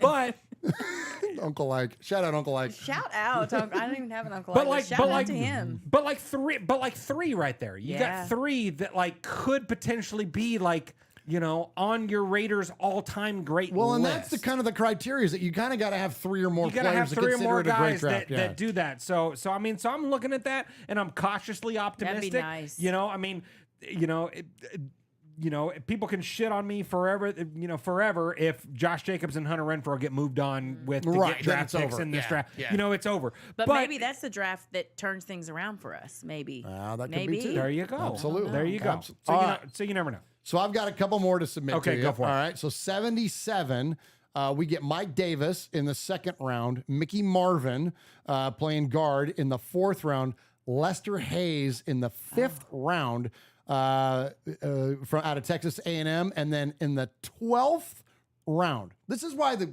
draft is such a crapshoot. Anybody, I don't care if you're on NFL Network or you're a podcaster, anybody that sells you that they've got this thing figured out, you don't. It's a complete crapshoot, and that's why you can't evaluate a draft the day after it happens. You have to give it 3 to 5 years.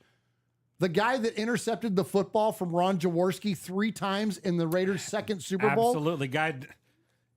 that guy, My favorite. that guy, Love that guy. love that guy, was drafted in the 12th Dang. round. Yeah. Rod Martin would be an undrafted player in today's NFL. Al Davis takes him in the 12th round. Now That was 77? Is that what you said? 77, Now, yes. 12th round, Rod Martin, you pull him. So I raise another question from this conversation that we're having. What is the Raiders' greatest draft steal of all time? Well, you can start with Rod Martin. You can start there, right? Yeah. I mean, you start 12th there. I round, mean, even the shoot. one you just brought up right before, Lester Hayes in the 5th. In the 5th. Like, bro, what? Like, that's solid. It's crazy. So good. Here's another one for you. All right. Okay. So in 83, we'll go in the backwards order. In the 10th round, Okay. out of San Jose State and Andrew Hill High School, where I'm an alum and played on the same football team, Oh, and wore this Swervin'. guy's number. Swervin' Mervin Fernandez in the 10th round. 10th 10th round, round. man. Oh, In the- wow. So you got to have 3 players, right? Well, this one we got 4. In the 4th round, all-time sack leader for the Raiders. Of course. Greg Townsend, a defensive end out of TCU.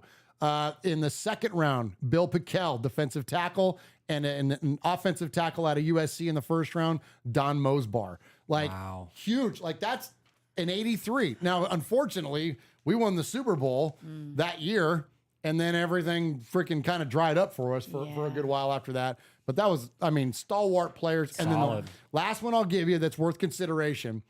This is 2 years prior to our last Super Bowl appearance. In the 1st round, and this is such an Al Davis pick and so beautiful. And I love this pick and I love this player. 1st round, out of Florida State, Sebastian Damn That's right. Janikowski. There you go. Who drafts a kicker in the 1st round? Al Davis, the same guy that drafted a punter in the first round. Yeah. And both of them are going to be in the Hall of Fame. Absolutely. In the 2nd round, what's he follow it up with? Do you know? Nuh-uh. You know? Jerry Porter, wide receiver. Perfect. The 3rd component to the My last favorite time. 84. Absolutely. In the 5th round, he went another kicker, and out of Texas A&M pulls another guy that's going to be in the Hall of Fame, punter Shane Leckler. There you go. Well, 2000 wasn't bad. And somebody in there, I think it was, I believe it was CPA Joel, said that he would consider 2000. And listen, although we didn't win the Super Bowl, the combination of that draft and a couple before, including Charles Woodson. And the addition of some key free agents is what led us to our Super Bowl appearance. Absolutely. Well, and Frank from NorCal is in the chat. He says biggest draft steal would be Bo Jackson in the 7th round. Oh, I mean that's yeah. I mean Yeah. I Good mean job, could be, Frank. that's the answer, right? I mean that's the Yeah. answer. I mean the only other one that you could even say is like you said, also in the 7th I mean, if we're round. considering depth, then yeah, because I mean, Kenny in the 2nd would be considered a steal right. in retrospect. Oh, totally. You Well, know I what mean, I mean, George Atkinson in the 7th, like that you said in that same draft. Like, bro, what? Like that's solid too. Yeah, but I mean, but but Bo, as far as like that's- immediate impact player it's Bo. like that, I mean, it's Bo, right? Yeah, I agree with that 100%. Yep. All right, hey, enough of us. Let's hear from them. Oh, yeah. 2.5 hours in. Let's hear from them. Good thing we cut that one segment.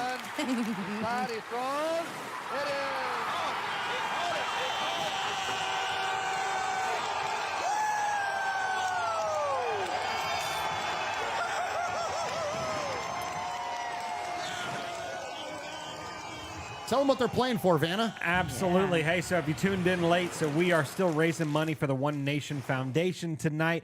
So we're just over $400 tonight, which is amazing.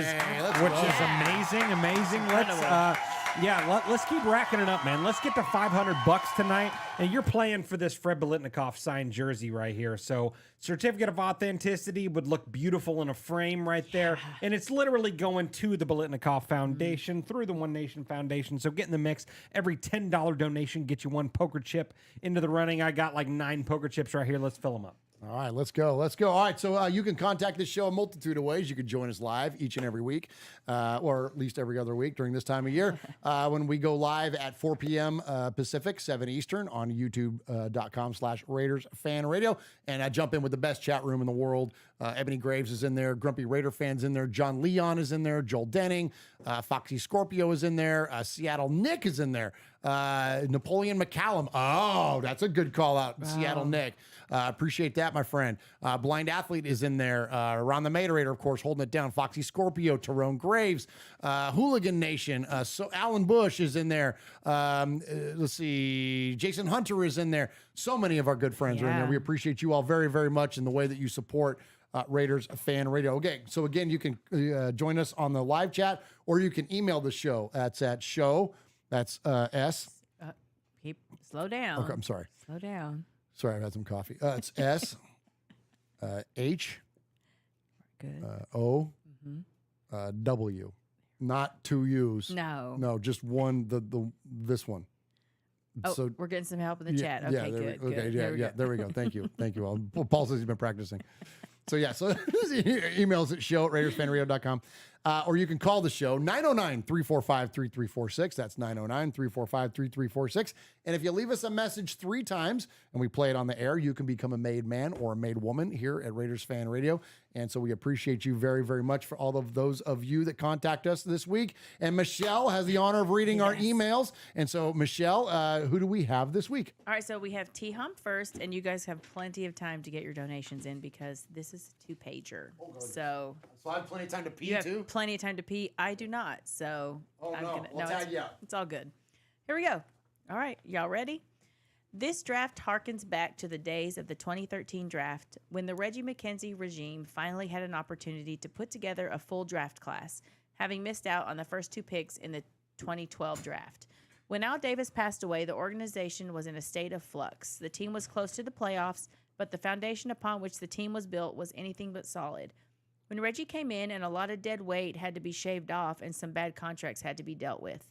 The 2013 draft did not have any quality franchise quarterbacks in it. Only one QB was even taken in the first round, E.J. Manuel at 16, who ended up with the Raiders just a couple of years later. Reggie had the 3rd overall pick in that draft.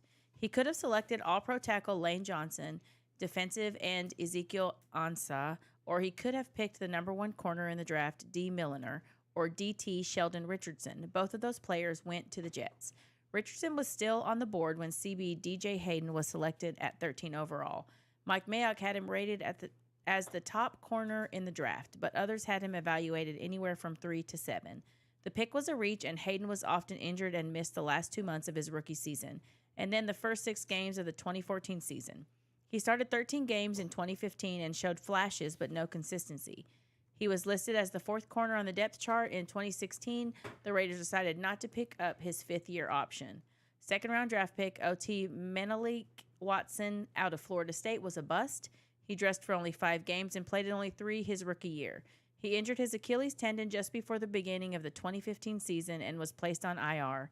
He was signed by Denver as a free agent in 2017 and spent 2 seasons with them, ending up on IR both seasons. Third-round pick linebacker C.O. Moore had a lot of potential, but he never truly developed in the Raiders' defense and only spent 2 seasons with the Silver and Black before being dealt to the Indianapolis Colts for a 6th-round pick in 2016. Fourth-round pick QB Tyler Wilson out of Arkansas had one time been touted as the best QB prospect in this class, but he did not even make the Raiders roster in 2013, and he never really caught on anywhere else. 6th-round pick tight end Nick Casa out of Colorado played in all 16 games for the Raiders in 2013. He caught his very first pass in Week 17, lost to the Broncos with just 30 seconds left in the game, and it was a touchdown. He tore his ACL in 2014, was placed on IR, and was released in May of 2015. Running back Latavius Murray was also a 6th-round pick. He didn't get any burn his rookie year because he was on IR, and then got 82 carries in 15 games during the 2014 season, starting in 3 of those games. In 2015, Murray broke out and gained 1,066 yards on 266 attempts and scored 6 touchdowns. He played in 14 games in the next year, starting in 12 of them, and gained 788 yards, scoring 12 touchdowns, including 1 in a playoff loss against the Texans. But it was decided that he was not a priority, and he was allowed to walk as a free agent. In 2017, he gained 842 yards and scored 8 touchdowns for the Minnesota Vikings, while Marshawn Lynch tallied 891 yards and 7 touchdowns for the Raiders. Imagine the 2 of them in the same backfield. Another 6th-round pick, tight end Michael Rivera, picked 3 spots after Latavius Murray, was the backup tight end in 2013 and moved into a starting role in 2014, catching 58 passes for 534 yards and 4 touchdowns. Despite the fact that he was productive and continued to show improvement, head coach Jack Del Rio brought in free agent Lee Smith and drafted Clive Walford to be the new starting tight end. Rivera was shopped around during the last year of his rookie contract, and then he was allowed to walk as a free agent. The other 6th-round pick, defensive lineman Stacey McGee, worked his way into the starting lineup and became a dependable force, setting the edge and operated as a steady presence in stopping the run. He missed some games due to an ankle injury in 2016, but he was able to parlay his career into a 5-year, $25 million contract with Washington. The Raiders just let another one leave the building without getting anything in return. Wide receiver Bryce Butler, one of the 2 7th-round picks, probably had no business making his roster. Man. This is crazy. He only had 9 catches for 103 yards and no touchdowns. But look at the rest of the receiving corps. Rod Streeter, Denarius Moore, Juron Kreiner, and Andre Holmes, along with veteran Greg Jenkins, just did not boast the level of talent that many NFL receiving groups had. Butler was traded to Dallas in 2015 and got back a 5th-round pick, although the Raiders also sent over a 6th-round pick as part of the deal. So in this case, they were able to get a little bit of return for their investment. The Raiders' last pick in the 2013 draft was outside linebacker David Bass. He did not make the squad, was picked up by Chicago, and ended up playing 5 seasons for 4 different teams. Which brings us to the 2023 draft. 2 things are at play here. The first, Raiders want to build a sustainable winner. But secondly, they need to be able to find good value and know that whenever they can buy low and sell high, that just adds to the value of the franchise. So assuming that the Raiders keep all 12 picks, here is a guide through those picks. First round, number 7 overall. The Raiders need a stud on defense. If Jalen Carter falls to 7 despite the risk involved, you simply have to go with the most dynamic defensive player, and that's Carter. If you draft him, you are hopeful that everything else can be cleared up, but it's worth the risk. If he's gone, Christian Gonzalez reminds me of a taller shutdown corner, the likes of which Raiders have not had since Nnamdi Asomugha. There we go. I've had too many White Claw. In round 2, at number 38, I was saying that he was. At least you didn't mix up read it backwards like the commissioner did. That's true. I was saying that here is where the Raiders needed to draft a quarterback. If Hendon Hooker is there, you grab him, no questions asked. But if he's gone, you look squarely at the linebacker position. The Raiders may have their pick at the 4 top linebackers in this class: Drew Sanders, Jack Campbell, Diane Hendley, or Trenton Simpson. Any one of those guys could challenge for a starting role as a rookie. Pick number 70, round 3, is where you go best player available from a group that you like. At this spot, my group includes Notre Dame defensive end Isaiah Foskey, offensive tackle Blake Freeland of BYU, who could potentially battle for the starting spot other than O-line, or DeJuan Jones of Ohio State, along with starting potential at offensive tackle. Pick number 100, also round 3, might offer safety Jordan Battle of Alabama if the Raiders were extremely lucky or they Could go for more offensive line depth by drafting City Sow out of Eastern Michigan. Round 4, pick number 109 is where you once again look for the best available defensive player, probably concentrating on the D-line. A player I really like at this spot is Baylor defensive lineman Siaka Ika. Probably wrong. Round 5, pick number 141 is where you select the quarterback, unless you already have Hendon Hooker. The top 3 names who should still be on the board at 141 are Aiden O'Connell, Clayton Tune, and Jake Hayner. Aiden O'Connell out of Purdue. Oh. Shout out, Stu. I think Aiden O'Connell's going to be on their show. Oh, nice. Mm-hmm. Yeah. 3 picks after that, it's back to defense. Pick number 144, round 5, and I would be looking toward Alabama linebacker Henry Toho to add to the depth of a young linebacking corps. Round 5, pick 174. Here's where I would draft the best tight end available. The guy I have on the board at this spot is Zach Kuntz out of Old Dominion. Round 6, pick 204. It may be a bit of a reach, but I'm looking at the potential of 6'4", 334-pound defensive lineman Jared Clark out of Coastal Carolina. I am thinking about the growth and development of Stacey McGee way back in 2013 as I am making this pick. Round 6, pick 214. Fullbacks are not valued very much, and many teams don't have one on the roster, but the Raiders have Jakob Johnson, and they now have a chance to add the best fullback available in this year's draft, who would be an absolute steal at pick 2014. I give you Hunter Lipke out of North Dakota State.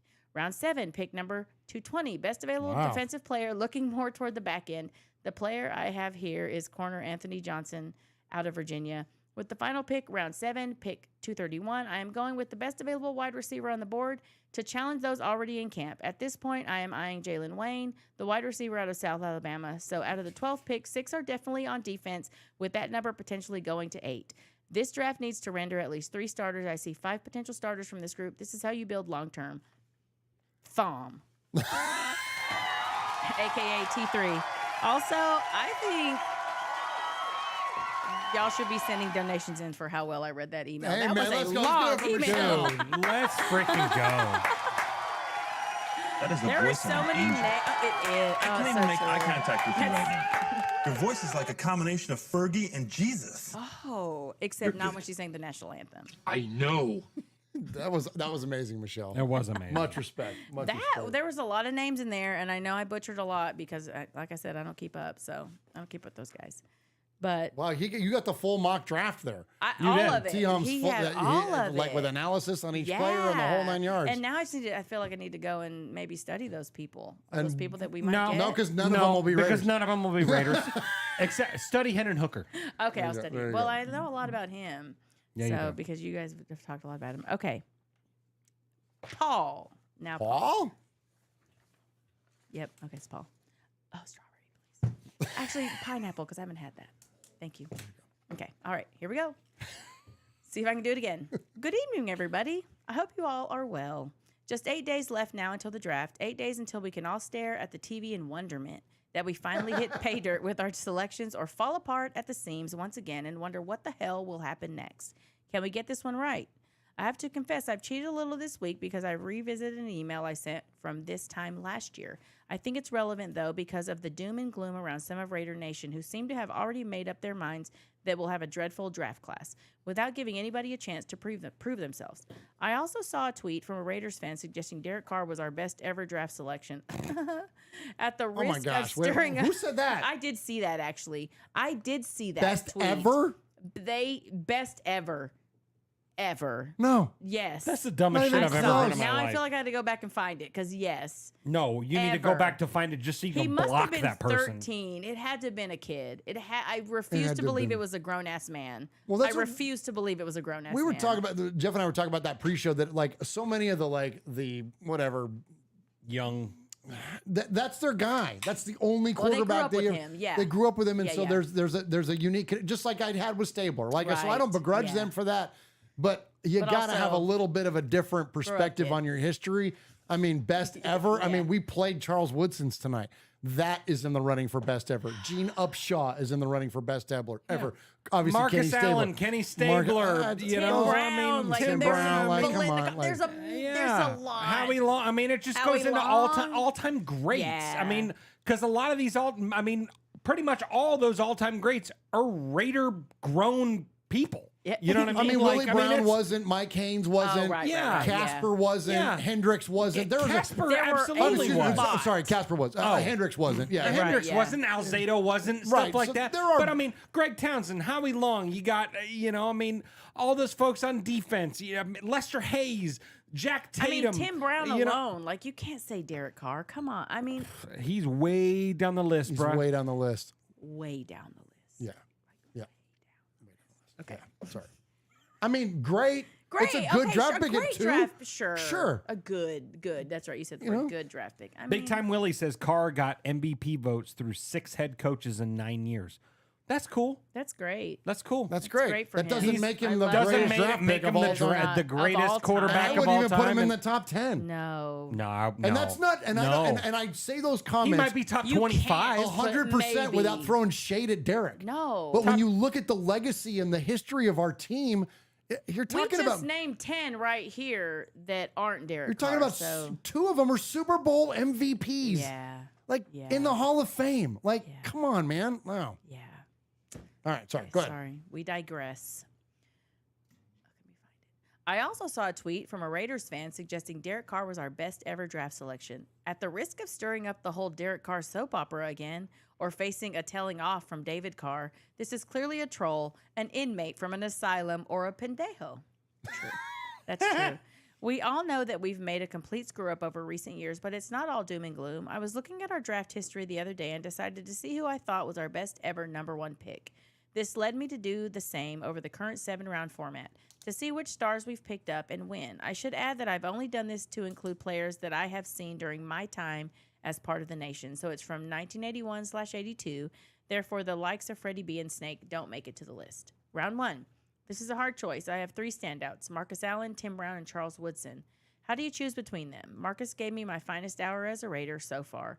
Timmy B is the only receiver to come close to Cliff Branch, and Seawood is beyond a legend. I'm going with Tim Brown, but reserve the right to change my mind at any time because it's such a difficult call. Round 2. With the nod to Jack Squarick. The short list here is Dave Casper, Matt Millen, and Howie Long. Another tough one, but this is Howie Long for me. Round 3. I always liked Kirk Morrison, and he was a good selection, but Van McElroy gets my round 3 choice. Solid players and part of Super Bowl 18. Round 4. Only one choice here, and that's Cliff Branch. With Amen. honorable mentions for Dave Dalby and Greg Townsend as well, and very possibly Max Crosby in the future. Round 5. The easiest to choose, without a doubt, is Lester Craig Hayes. The greatest player in NFL history, isn't he? That's Paul's favorite. That is. The man is such a hero, they should change the Super Bowl trophy to 2 hands covered in stickum, engraved with the number 37. We should clone him in a laboratory in Henderson and have lots of little Lesters running around.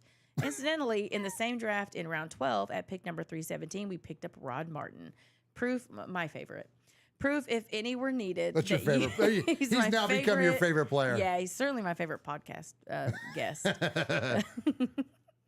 Proof, if any were needed, that you shouldn't just focus on the shiny superstars in the first round.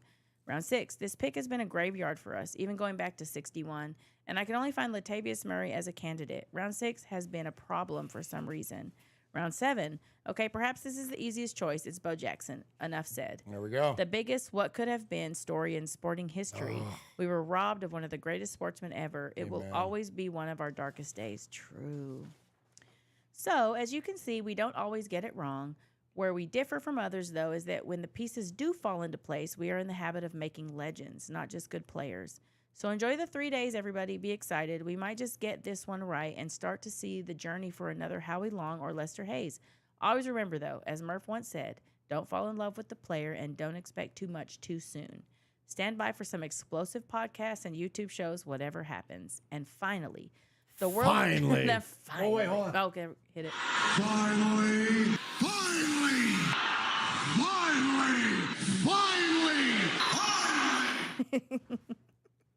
Stand by. No, and finally, the word shifted We're on not its gonna play it axis. again? Damn it. You got to play it again. Play it again. Okay, go ahead. Fresh start. And finally.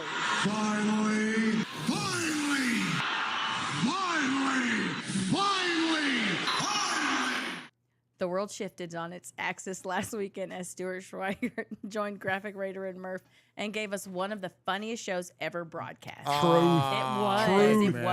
It was Hall of Fame quality. From start to finish, it was hilarious. Stu should be writing his autobiography without delay. That's true, he should be. If you haven't checked it out, folks, you really have to. It is fantastic. Stuart comes across as a great guy, very genuine, and Raider Nation to the core. There were so many funny anecdotes, the Run Jones story being one, but all I can say, I know it's coming, but all I can say for those that haven't seen it or heard it, Jim Plunkett will never be the same again.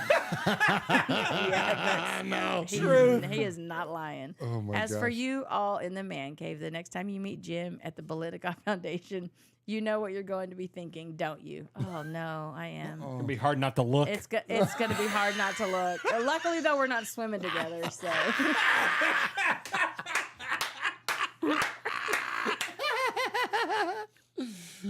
Oh, my gosh. Okay, all right.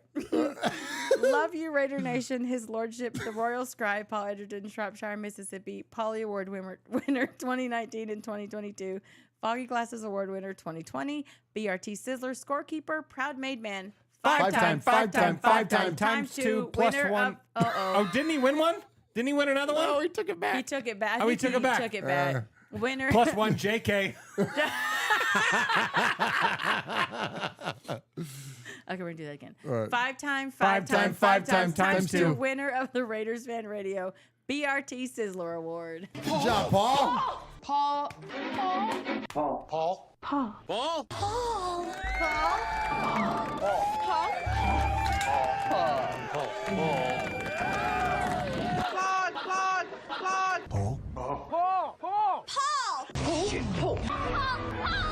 Paul, your name Paul?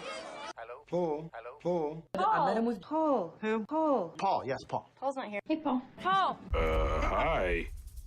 I'm Paul. Darn right you are. Good job, Paul. I We feel like appreciate people you. are going to start sending in emails just to challenge me. Those were really Those were the long. two of the longest ones back to back. Well, yeah, and I'll say this too, and we love your communications, Raider Nation, and please keep them coming. They're great. But might want to tighten them up a little bit. Like, Paul, you do what you do. Paul, you do what you do. But yeah, but anyway. Paul does have the quill, so he can do what he He's wants. kind of like, yeah, absolutely. But man, yeah, those get real long. There's a reason we have a 3-minute timer on the voicemail. Bullet points. Yeah, give me bullet points. Does Google Voice need to become Google Where I Email? just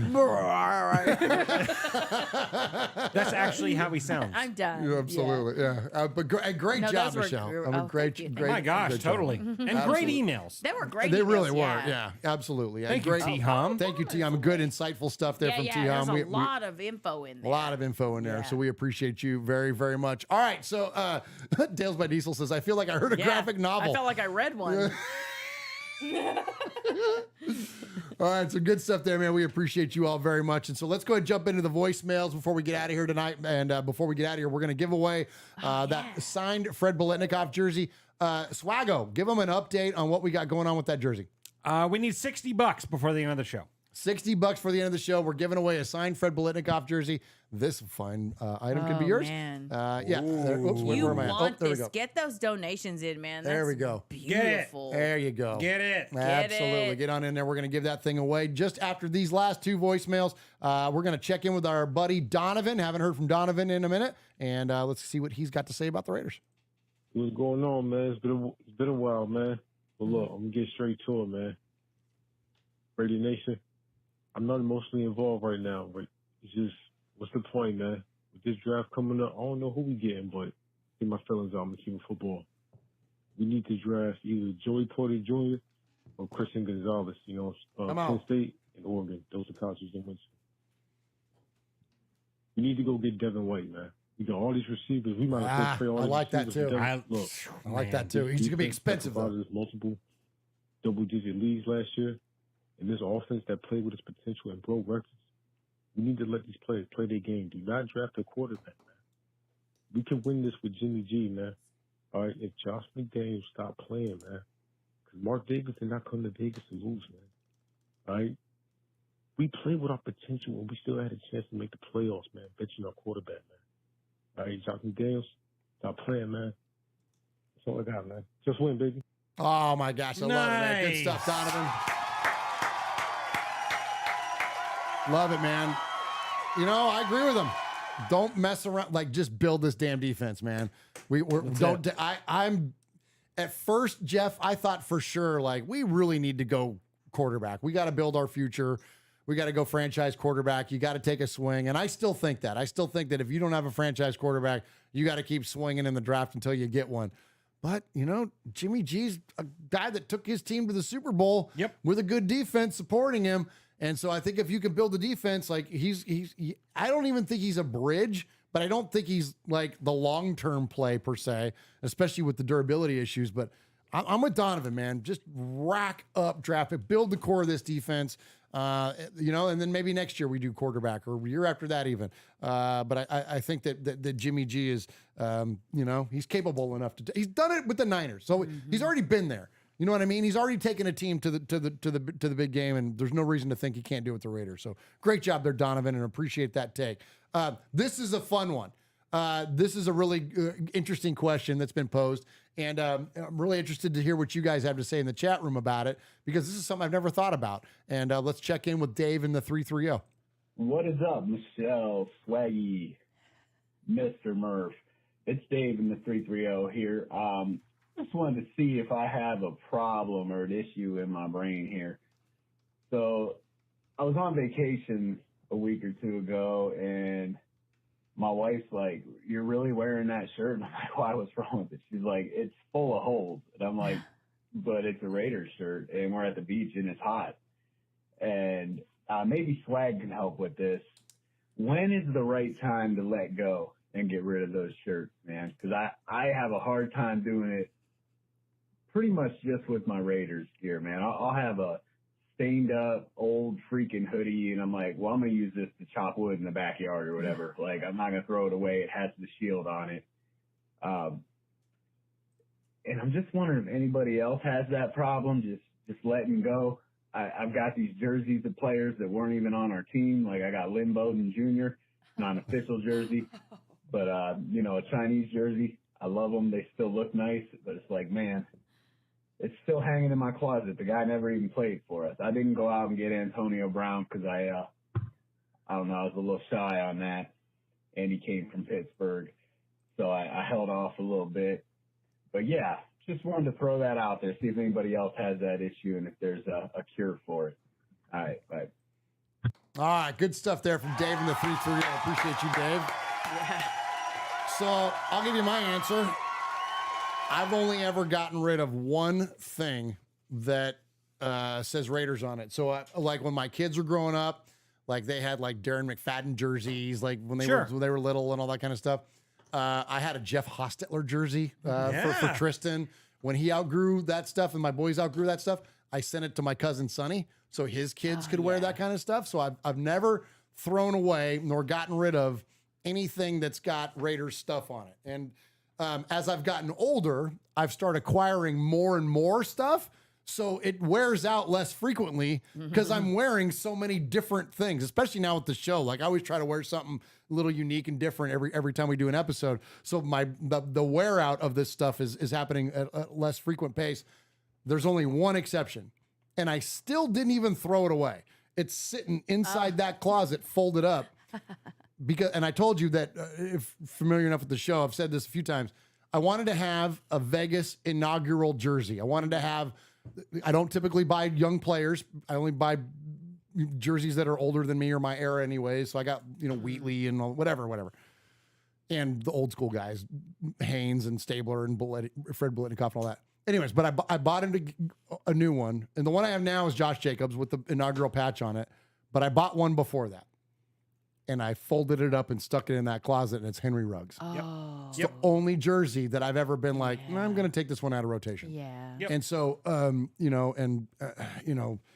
whatever. Yeah. I don't know. I can explain that any further. No, but that like, makes- you guys get it. But like, Yeah. but outside of something like that, extenuating circumstances, the time is never, Michelle. What about you? The time is never. And I know, like, I have a different story, like, as far, because I had Devin, when he was born, he had a Jerry Rice Raiders, like, onesie, jersey. I didn't know you could buy those. Okay. My dad was, and I've told this story before, my dad was a California team fan. he just loved Yeah, any yeah. California team. So he was really a big Montana, Jerry Rice, like a big fan. But when they came to the Raiders, I was like, hell yeah.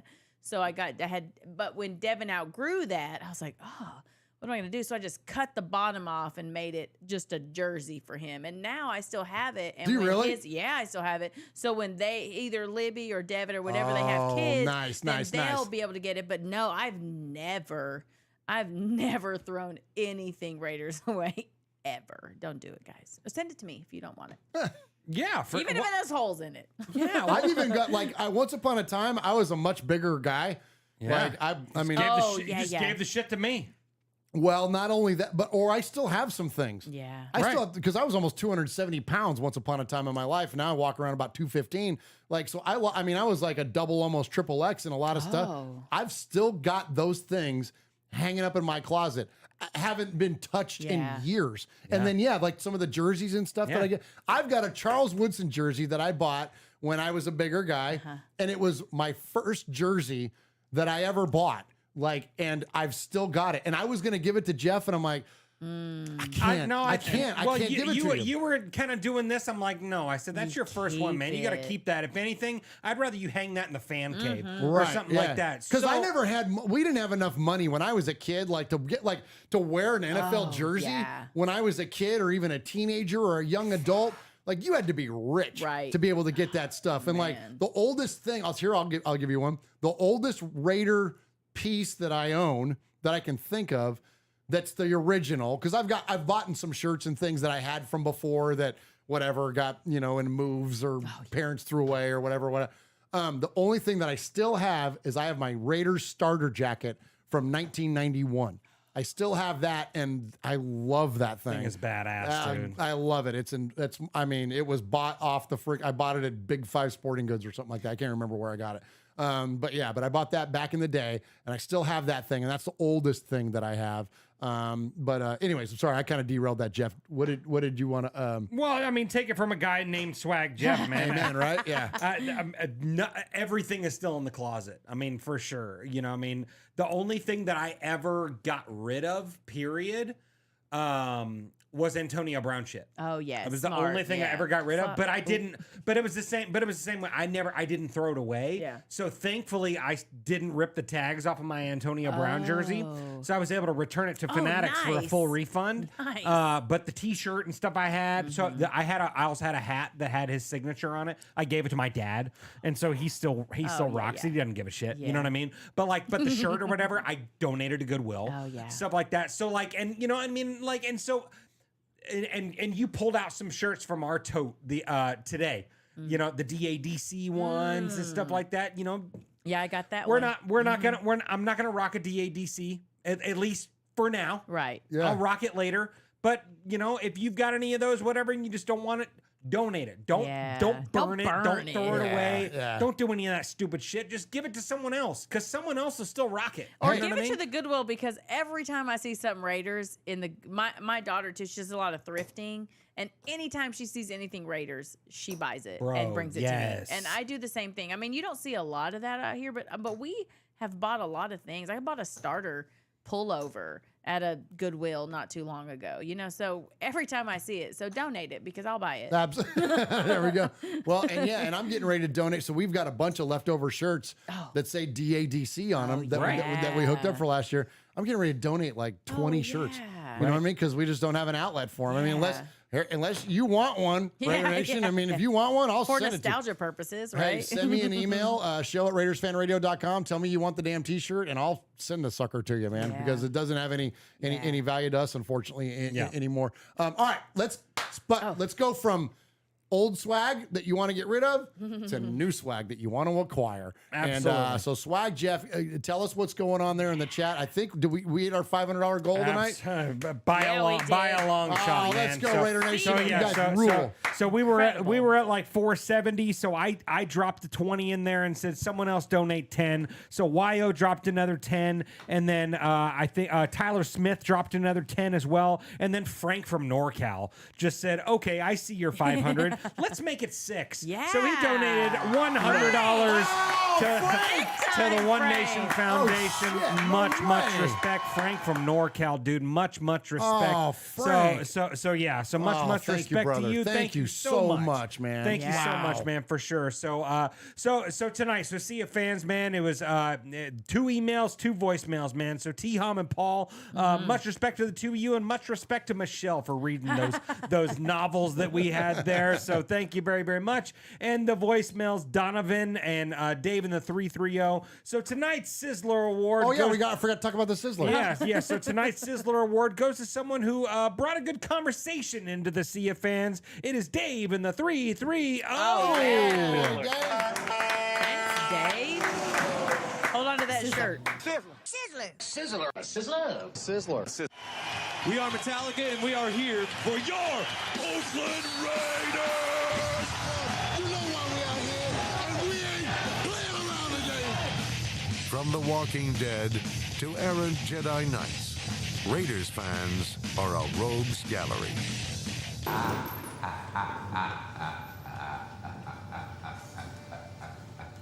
Oh, hee ha. Oh, Garoppolo. Oh, hee ha. Oh. Can I get a hoo-yah? Hoo-yah. I'm leaving that one alone now, man. All right. Yeah, we're too long into the show. I stepped in that one too many times. Yeah. It's But, already a 3-hour show. So, Well, go. thank you, Dave, and congratulations on winning that Sizzler. But also, so very, very much, Frank NorCal. All the donations are always so highly respected and thankful for. But when you freaking drop that in there to get us to almost $600 tonight, or at $600, that's just so strong. And we just thank you, brother Frank, and just know that 100% of that money is going to go to the One Nation Foundation, supporting Raiders related charities, mostly important, or not mostly important, but the larger of them that we give to through the course of the year is the Blitnikoff Foundation. So thank you so very, very much for that. And all right, so Swag Jeff, let's give that jersey away. Absolutely. So and you know what? And I got a consolation prize. Consolation prize. What's I got the a consolation prize. I've got. So we're gonna give. So I got. Oh, have I seen this? No, because I got new mugs for Michelle and for Swago, and so I also got some that have the One Nation Foundation logo on it. So I'm just going to leave it boxed up and everything, and we'll just put your name on it and send it to you. So let's give away 2 things tonight because that way exceeded what we thought we were going to do. We weren't even planning on giving anything away tonight. I'm like, hey, it's kind of a last second thing. Yeah, I'm like, hey, you want to give something away? He goes, yeah, let's give away that Freddie B. I'm like, okay. That's so awesome. and we raised way more than I thought. So thank you guys. Absolutely. Hey, so thanks everyone for donating. We had 19 people donate tonight, which is absolutely incredible, man. So I'm gonna put all these in the bucket right here. So in no particular order, James Moore at the buzzer, man, $10 donation to the One Nation Foundation. Hooligan Nation, $30 donation. Kill Jadis. Hashtag One Chip Gang, $10 donation. Let's see. Houston from LA, $10 donation. Ebony Graves, $30 donation. Let's see. Raider Nation News Today, that's our buddy Hammer, $30 donation. Yeah, Mojo, $20 donation. Tider Raider, $20 donation. John Ogle, $10 donation. Tyrone Graves, a $10 donation. Tyler Smith, $30 donation. Let's see, Pineapple, $20 donation. Hoffy, $20 donation. Wyo, $20 donation. Swag Jeff, $20 donation. If you win, we're gonna donate to something. Bullshit! I gave my 20, bruh. Hell no. Absolutely, and then the big dogs for the night. Let's see, Chef B. $80 donation to the One Nation Foundation. Schmucky the Raider Bear, $60 donation. Thank you, Schmucky. Absolutely. Jason Hunter, $90 donation. Jason, thank you, Jason. And Frank from NorCal, $100 donation to the One Nation Foundation. So tonight's total, thanks to all of you Raider Nation, for the One Nation Foundation tonight, we raised $620. Hey, let's go. Much respect. Thank you, each and every one of you. Nice job, y'all. Thank you so much. Absolutely. So I've mixed it up just a little bit. I got Michelle here to my right that is going to mix it up and shake it up. And did you get James Moore's last $10 in there? I did. All right. All right, here we go. All right. Get ready to put it in your hand. Mixing them up. All right, I got it. Okay, you got it. Okay. All right. Okay. All right. All right, here we go. Other side. Oh, was that it? Number 9. That is Jason Hunter. Hey, Jason. Congratulations, Jason. So send me an email, show@RaidersFanRadio.com. I need your address, brother. Absolutely. Show@RaidersFanRadio.com. That's awesome, man. Congratulations, Jason. Congratulations, Jason. And let's give away this One Nation Foundation coffee mug. Absolutely. So reach back in here, Michelle. If it's a 9 again, then he can't win. Yeah. We'll give it to somebody else. Nope. It's new. Oh, it's new. Okay, good. Okay. All right. New number. What do we got? The new number is number 3. That is Chef B. Hey, Chef B. Chef B. Congratulations, my friend. That's awesome, man. Yeah, so hit us up, Chef show B. at RaidersFanRadio.com. Send us your address, and we will be sending you that One Nation Foundation mug. And you know what, Michelle? Come back over here one more time. We're going to do one more for a T-shirt. Let's do a T-shirt. Let's Okay. do one. Good deal. Yeah, Perfect. let's do Yeah. a T-shirt tonight. And it won't be a DADC. We'll send you a No, Raiders. no, we'll just send, a Raiders Fan Radio We'll send you a t-shirt. Raiders Fan Radio There you T-shirt. go. That's right. Yeah. All right, what we got? Well, is that... No. Okay, I wasn't sure if it was upside down. You're good. So it must be a 6. Number 6, the winner is Ebony Graves. Hey! Congratulations, Ebony Graves. You have won a Raiders Fan Radio T-shirt. If you didn't already have enough, I was going to say, Ebony does be rocking those Raiders Fan Radio shirts. Absolutely, she does. Absolutely. Yeah, she does. All right, good stuff there. So we appreciate you, Raider Nation, so very, very much. Can't thank you guys enough for your generosity. Incredible. Giving to the One Nation Foundation and your support of this show. We will see you. We're not going to do a show proper on Wednesday, but look for us on Friday. We're going to do a show just going into day 2 of the NFL draft. It'll be myself. It'll be Swag Jeff. It'll be QB Jeff. We're going to do a little mini show leading up to the draft, and then we're going to do mini shows or mini-er shows after each Raiders pick, and then we'll also be jumping in with our buddies Graf and or mainly just Graf on his channel. We'll kind of be floating in and out there all night long, so definitely check us out coming up on the draft, and then we'll get back on our regular schedule after that. So we appreciate you all so very, very much. Also appreciate my co-host tonight, starting off with Michelle. Thank you, Michelle. You did such an awesome job tonight. Man, it's always an incredible time. I'm just ready for this draft. Let's go. That's all I can say. Let's make it happen, man. It's time. Whoops. Yeah, he is. Yeah, he is. Well, go ahead and throw it over to Swag Jeff. Hey, yeah, absolutely. Thanks. Yeah, hell yeah. So thanks to everyone in the chat, man. James Moore, Paul, Ebony, Seattle Nick, Tails by Diesel, B. Al, Jason Hunter, Wya Raider, Grumpy Raider fan. Thanks everyone for tuning in for another episode of Raiders Fan Radio, where we take a lighter side journey into the dark side. Such flair. Absolutely. I got all flair, but no light. Oh, your light. What'd you do to my light? What happened to I'm all dark and shit. I'm stealing your spotlight. You're stealing my damn spotlight, man. Light this shit up. Oh, there he is. Look there right there, he because is. everyone Look needs at this. Yeah, right there. Swag Jeff, get you some. Your right nip. Good night, right nip. Get a good look. Good night, dog your nipples. Good night, YouTube. This is Raiders Fan Radio, isn't it? Stupid ass shit that we do. Lighter journey in the dark side. I mean, That's come on. it. That's light as hell, bro. Is it? All right.